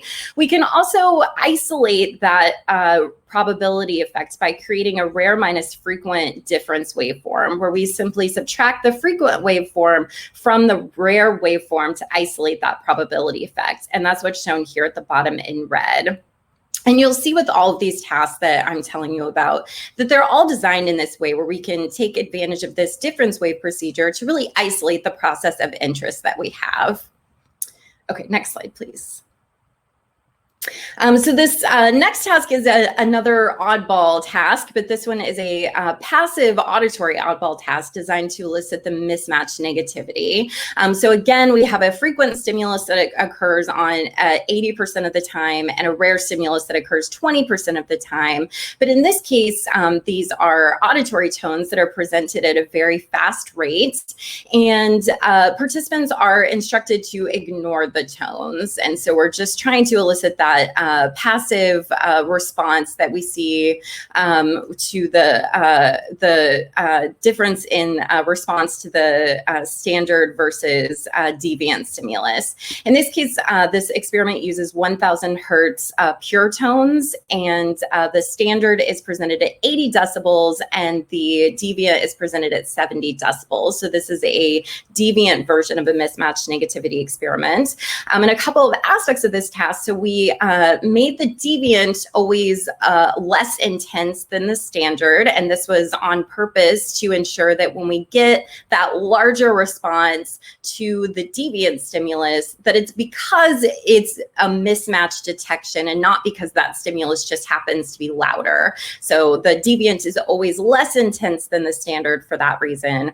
And when we actually analyze the data, we can keep things consistent by only analyzing deviants that were preceded by standards and standards that were preceded by standards. And so in this way, we keep the physical stimuli as consistent as possible in these conditions. And you can see here that we can compare the ERP response to the frequent stimulus with the ERP response to the rare stimulus and isolate that mismatch negativity using a rare minus frequent difference waveform. Okay, next, thank you. So we were also interested in isolating the N400. And so we developed this N400 task that has participants see word pairs on each trial. So there's a prime word followed by a target word. And we actually presented the prime word in red and the target word in green, just to make it easier for participants to know which of the stimuli they were supposed to respond to. So they see a prime word followed by a target word. And when they see that target word, they're supposed to make a judgment on whether the target and the prime were semantically related or unrelated to each other. And in this particular case, this task has target words that appear both in a related and in an unrelated word pair so that we can keep the physical stimuli consistent. And we then can compare the related versus unrelated ERP waveforms, including making an unrelated minus related difference waveform to isolate that N400 difference between semantically related versus unrelated words. So another task that we developed that uses some additional interesting aspects of to keep physical stimuli consistent is a face perception task designed to elicit the N170. And this uses stimuli that Bruno Rossian shared with us from his laboratory. So in addition to showing pictures of faces and cars, which is fairly standard in an N170 experiment, he shared with us some versions of scrambled faces and scrambled cars that he created that involves a fairly complex filtering procedure that they take on these faces and cars to create these what look like kind of modern art paintings that contain all of the same physical stimulus qualities of the original pictures. So whether it's a car or a face, but scrambles it so that it looks like a very different stimulus. And this allows us to not just compare the ERP response to faces and cars, which is what's shown here, that we can isolate with the faces minus cars difference waveform, but you can also create additional difference waveforms that take advantage of these scrambled images, and that's part of the online resource. So I'm not showing you taking into account the scrambled faces and cars here, but that's part of the online resource that you can see to further balance those physical stimuli. So another task that we developed, and this one is one that's particularly difficult for researchers who are just starting out trying to learn how to do N2PC experiments, is a simple visual search task to isolate the N2PC. So this looks at shifts of covert visual attention. So there's an array that's presented on each trial that contains a pink item on one side of the screen and a blue item on the other side of the screen. And participants are given a target color for each block, and the task is to indicate whether the gap in the target item is on the top or the bottom. And the target item can appear on either the left or right side of the screen randomly from trial to trial, so participants don't know where to allocate attention until the array has been presented. And this allows us to isolate the shift of covert attention to that target item after the array onsets to look at the N2PC. So we do this by looking at the activity at electrode sites contralateral to the target item versus ipsilateral to the target item as a standard in N2PC paradigms. So if your target color for this particular trial is blue, the contralateral electrodes would be the left hemisphere sites versus the ipsilateral sites in the right hemisphere. And of course, the target items appear sometimes on the left and sometimes on the right, so we can balance all of those factors together across the trials in the experiment.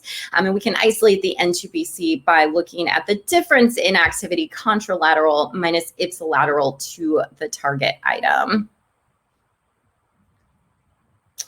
So the final task that we developed is a fairly standard flankers task with a couple of little tweaks to it. So this uses an arrowhead version of a flankers task. So participants are instructed to respond whether the arrowhead in the center of the screen is pointing to the left or the right, and it can be flanked by either compatible or incompatible flankers.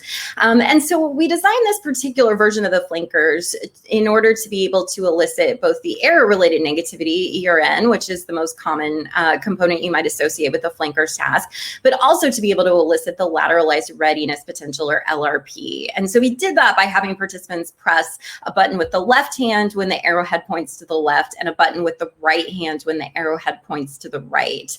And so this allowed us to isolate the lateralized readiness potential. And this is shown here, time locked to the execution of the response as is standard in LRP paradigms. Of course, if you're familiar with the LRP, you can also look at the LRP time lock to the stimulus, which is possible to do in the resource that we provide. Here, we're just showing the response lock data. We can look at the activity contralateral versus ipsilateral to the response hand on that trial to isolate the LRP.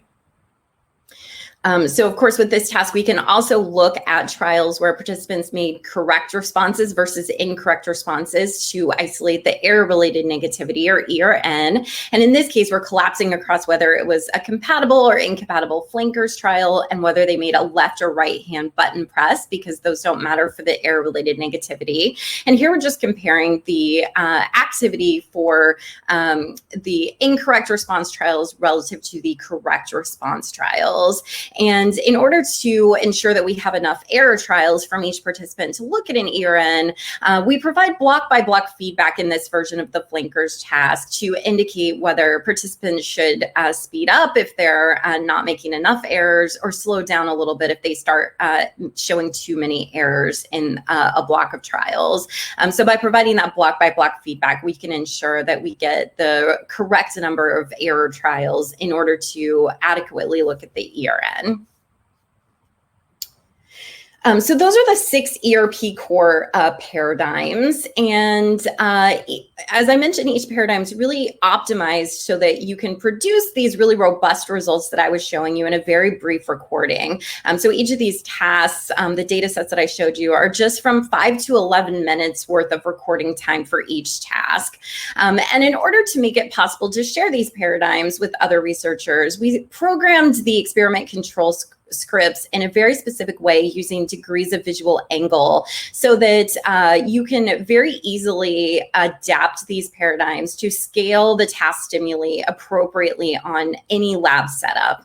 And this uses some simple factors of your monitor and viewing distance in your laboratory in order to appropriately scale the stimuli. So there's just a couple of very simple pieces of information you need to input to the program in order to get the scaling correct. So these are the parameters that we provide are really optimized for neurotypical young adults, which is who we most commonly record data from, but they can really be easily adapted for other populations or uses. And we've set up the paradigms in a way to make it really easy for you to change some simple factors of the paradigm without ever having to change the underlying code. And so these actually run using the presentation software, which you can download a free trial version from their website if you're interested in trying these out. And we hope to be able to add open source versions of these someday. It's a fairly large programming job, but we hope to be able to adapt these paradigms for use with other ERP data collection software in the future.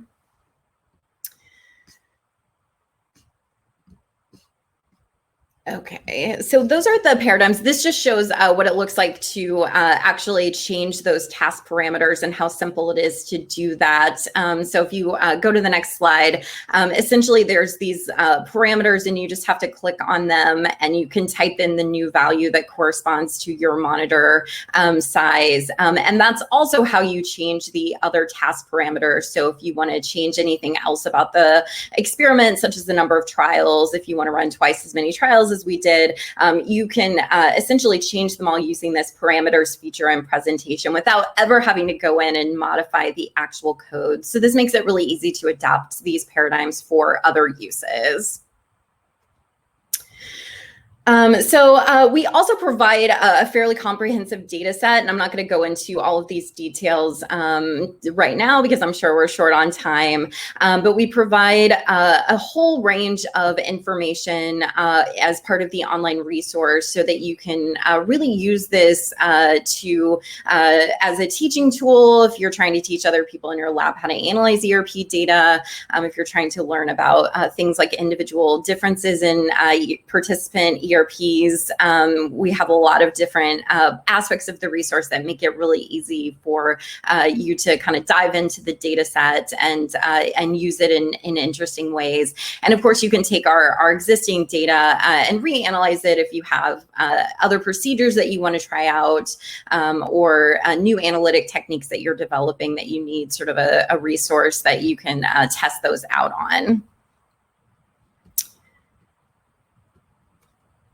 Okay, so there's many possible uses for this resource. Of course, you could just take these paradigms and directly use them to collect data in your laboratory.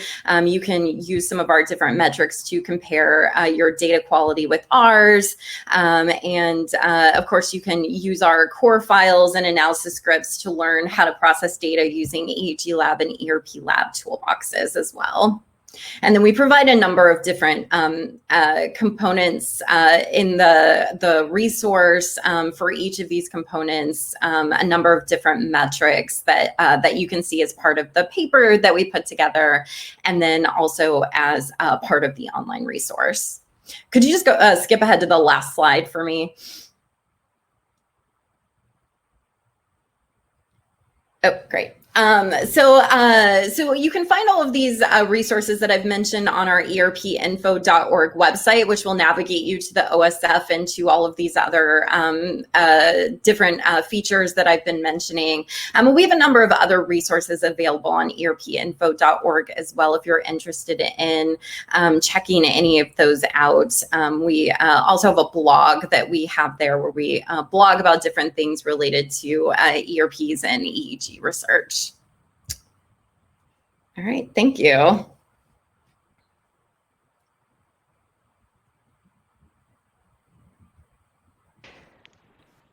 Here I am. Thank you very much, Emily. Can you hear me?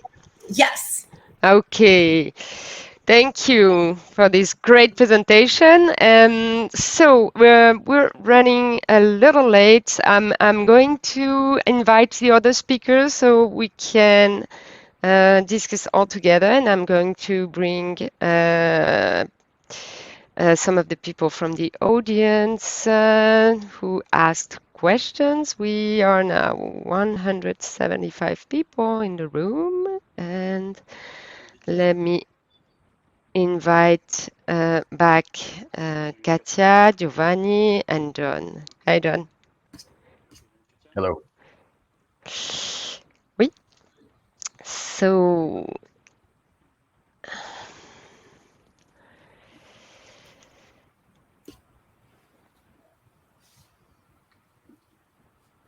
okay. Okay. Everybody's here.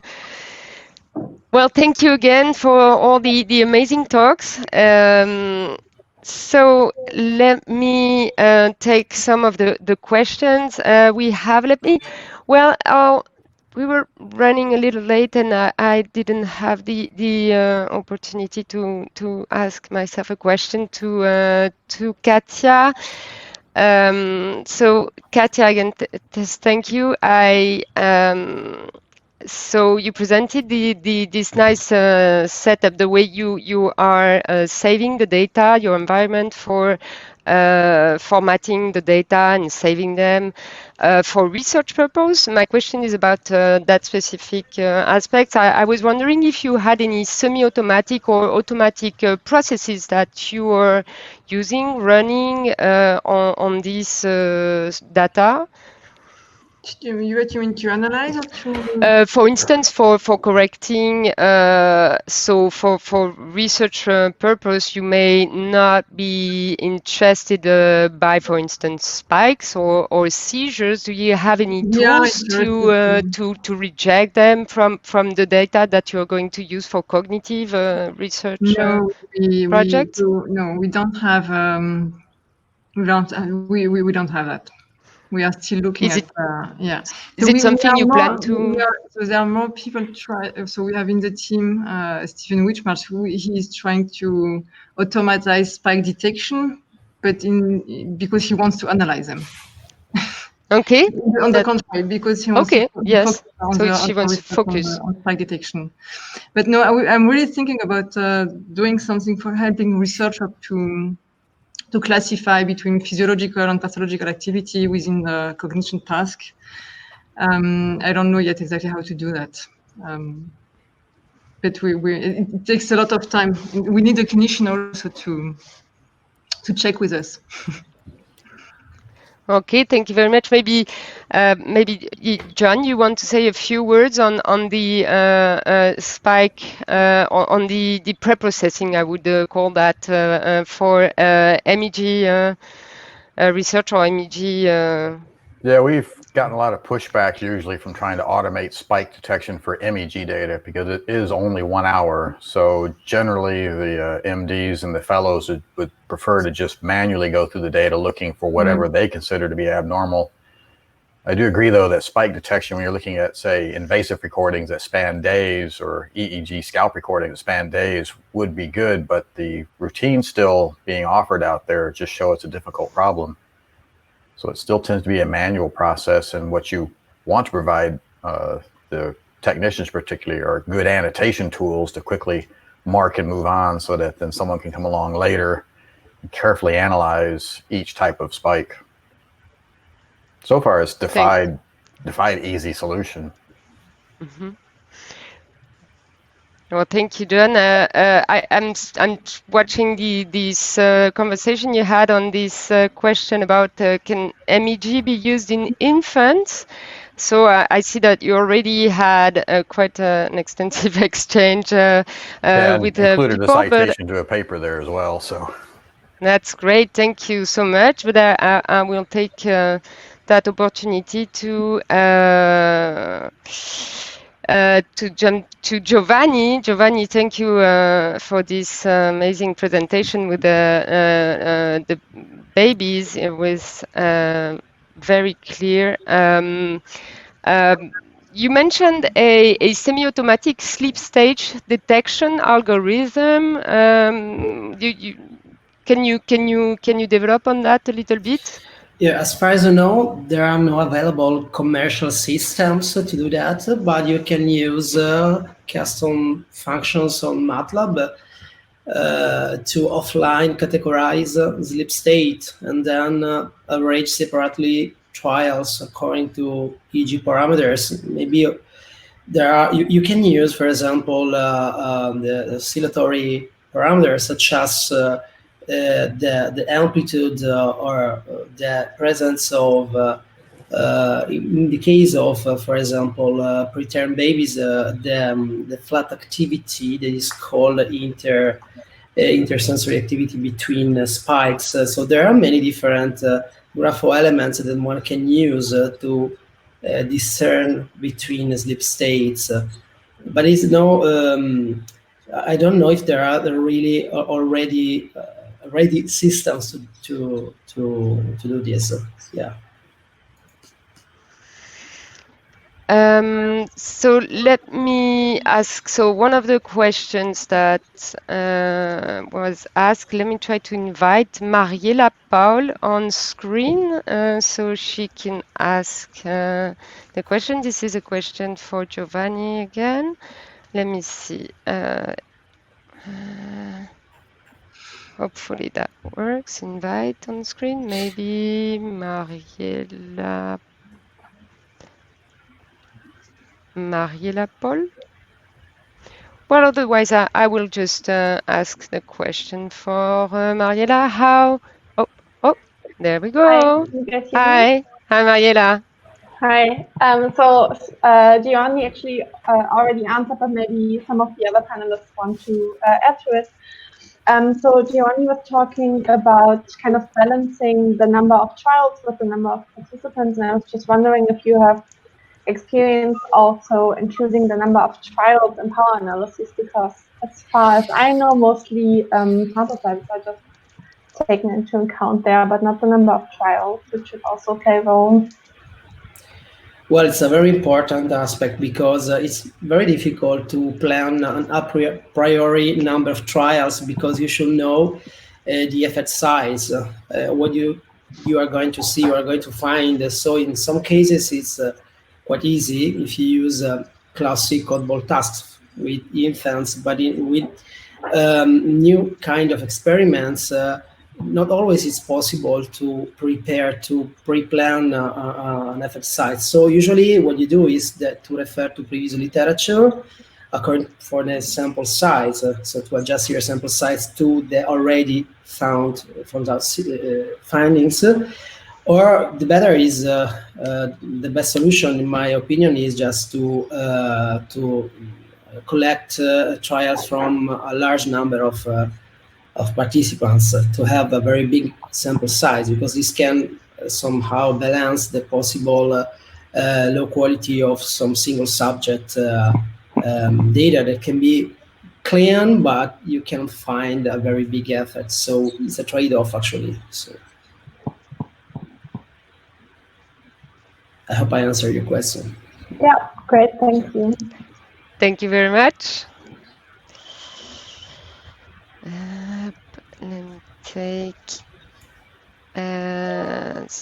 Do we have other questions here? And let me see. That was answered. Okay. Let's see. Well, let me ask a question to Emily then. So, Emily, thank you again for presenting that extensive work on EEG research. So, do you have, as I was asking Katja about pre-processing tools, did you develop any of these automatic or semi-automatic way to pre-process the data? So we do provide scripts that can be used to process data to kind of automate the process. There's some time points at which you have to kind of interact with the data. So it's more of a semi-automatic processing stream. So it uses ICA and artifacts detection where you have to set specific parameters for each individual participant. But because it's all scripted, it is fairly automated in that regard.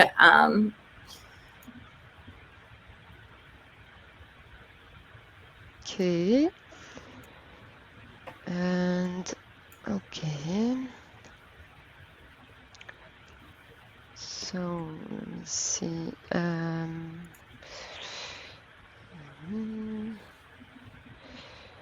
So I see that John, you already answered on a question about procedures need to reduce noise from Esteem. Do you want to don't have answer? very good ways. I mean, at Cleveland Clinic, I think you remember we didn't really try to reduce the stimulus artifact, and at UT, our technician is used kind of a traditional grounding strap around the arm to reduce the median nerve stimulus artifact, but otherwise we tend to just live with it. Mm-hmm. Okay. Emily, so I've seen that you recently set up. You didn't mention it here, but you recently wrote about new procedures in the COVID context. Would you like to say a few words about that? Sure. Yeah, I think we're all facing these kind of unusual circumstances right now where we're trying to figure out how we can manage to do things like EEG data collection when we're all, facing this new unusual situation. So we have a very short editorial in Psychophysiology, Steve Luck and I do, that talks about some different resources and mentions ERP Core, of course, but has some other suggestions for ways that you can kind of manage this kind of unusual time. We have a protocol that we developed that includes some tips for doing EEG data collection in a sort of more safe manner during the pandemic. My lab hasn't actually started implementing that yet because we're still shut down for data collection right now and working on existing data sets. I think many of us are, kind of going through our backlogs here. But we do have a protocol in place that you can, again, find on our erpinfo.org website that talks about some tips for when you're ready to start recollecting data, how you might do so with some kind of modified procedures to be safer in the age of COVID. And I should mention as well, related to the question that was asked earlier about numbers of trials versus numbers of subjects, I totally agree with what Giovanni said, that you really can make this trade-off between numbers of trials and numbers of subjects, and that it's often impossible to know in advance what the right answer is going to be unless you really know what your effect size is going to be in that particular experiment. But we do have a paper from, I think 2014 or maybe it was 2016 in Psychophysiology, where we ran some simulations looking at various different numbers of trials and different numbers of subjects and seeing the effect that those factors had on statistical power for the LRP and the ERN. And so if anybody's interested in kind of seeing how those factors play together, there's no good answer at the end of the day. So, of course, what Giovanni said is completely accurate, that you often just don't know these things in advance.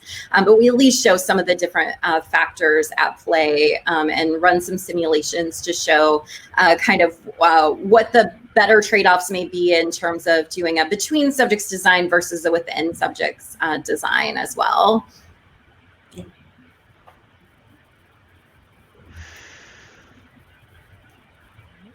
All Well, thank you very much. A question for Giovanni on the specifics of recording EEG on babies. It's one of my own curiosity. I was wondering if you were, so you mentioned you were working with templates in Brainstorm.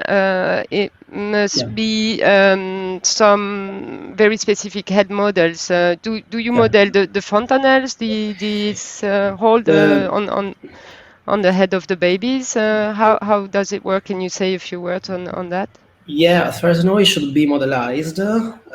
It depends on the age, of course, because in the first 2-3 months is an important issue. It should be implemented in the template, in the anatomy templates, especially, but more than the anatomy, I would say cortical surface, it's important to modelize the forward modeling. So how the signal may be translated, transformed when reaching the scalp surface that can be perturbated by the fact that there's no bone there, actually. So as far as I know, there are no forward modeling for the fontanella, but I'm not so on the piece because in my newborn studies a little bit also I should check for some recent advancement in the field. Yeah. Mm-hmm. I think this is an issue with the SEG. There are some models of volume conduction with the SEG. I think we have one poster on that specific topic. I don't recall the number right now, but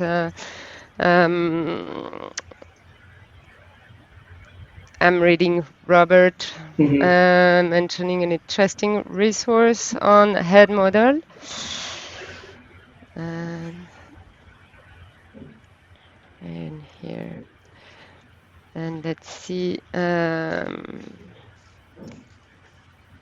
if we have time for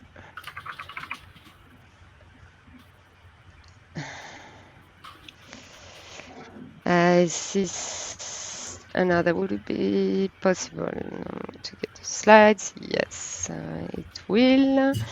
And let's see, Katja, you have a question here. I see John has commented on that one, and it is about localizing the electrode implants. So let me see if Gita Shrivastava wants to. I'm sorry if I'm mispronouncing the name. Let's see if I can invite her on screen.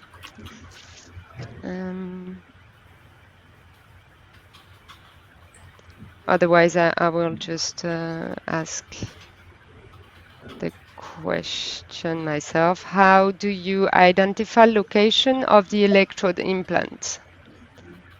So it's done by a colleague of mine, Sarah Vidal Fernandez. She adapted, in fact, a software she had developed for DBS, and she adapted it for epileptic patients. So she's using the CT scan after implantation. She segmented it and she extracts the contact. And with the help of the trajectories that has been made by the neurosurgeon and the neurologist before, she reconstructs the electrode and localizes automatically the contacts within the brain. So we first have the coordinates in the patient space, and then with the two MNI coordinates. And so she can also add the atlases, Free Surfer and other atlases that we have. So she's doing it, and then we have the output that we can look with 3D slicer. She developed a plugin called Epilogue that we can use. It's very nice to look in 3D the electrodes and have all the coordinates. Okay. John, you were talking about co-registrating the anatomy with the functional data with the landmarks. Would you say a few words on ways to do the co-registration of this data.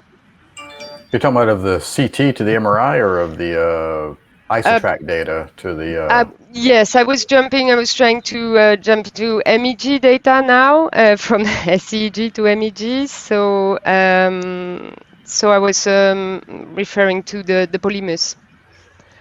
Yeah, so in both Brainstorm and in M&E, Mati and I have worked together on this, and we actually have now in our real-time software a student working on exactly the same problem, but basically it's an L1 rather than L2 fit of every one of the isotrack points with the surface tessellation of the scalp. So there's little tricks to play in there about projecting down to the closest point on the scalp, but we call it just fitting the cap. So you want a nicely knitted, tight cap of isotrack points, then we just fit that onto the scalp.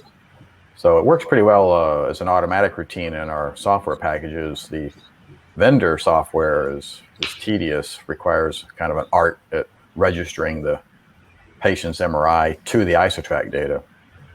Mm-hmm. And let me go back to recording with the infants here. Do you have anything to tell us about MEG source imaging on babies and on these head models that could be a problem in EEG? Or a problem or a challenge? You're asking me?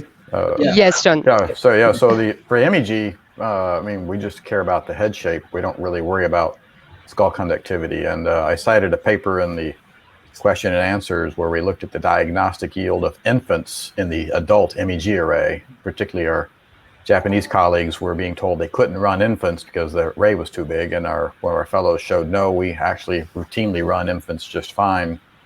There's a paradox of the intermediate child where their shoulders have gotten broad enough that they can't fit in the array, but their neck is still so short that you really just can't get them into the array. But pretty quickly as they get older, their necks get longer and they fit in there fine. So with those, the helmet's quite large, so their head is laying somewhere sideways, up and down, around, all inside the helmet. But if you have a good hypothesis, you just press that side of the head against the part of the array that you're interested in.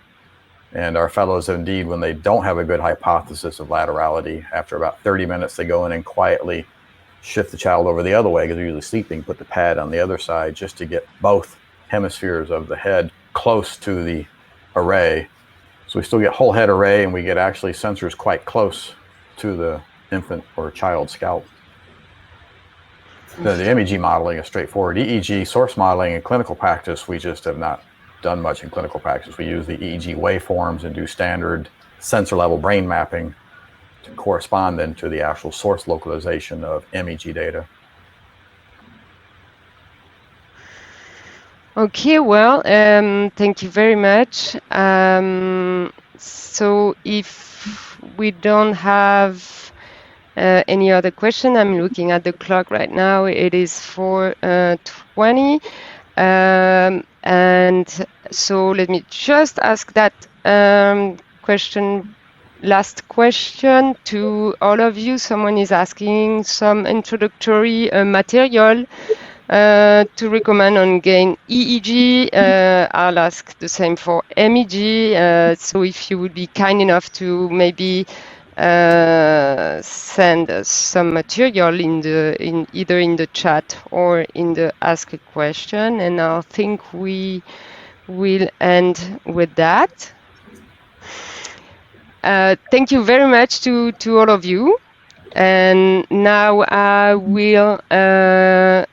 I think we're going to take a short break, and now you will be able to either go to the coded tools session or on the other track to the reliability session that might have started. Okay? Well, thank you again. Thank you very much, all. Thank you. Thank you. Thank you. See Bye. you soon. Thank you. Bye. Bye. Thanks. Bye.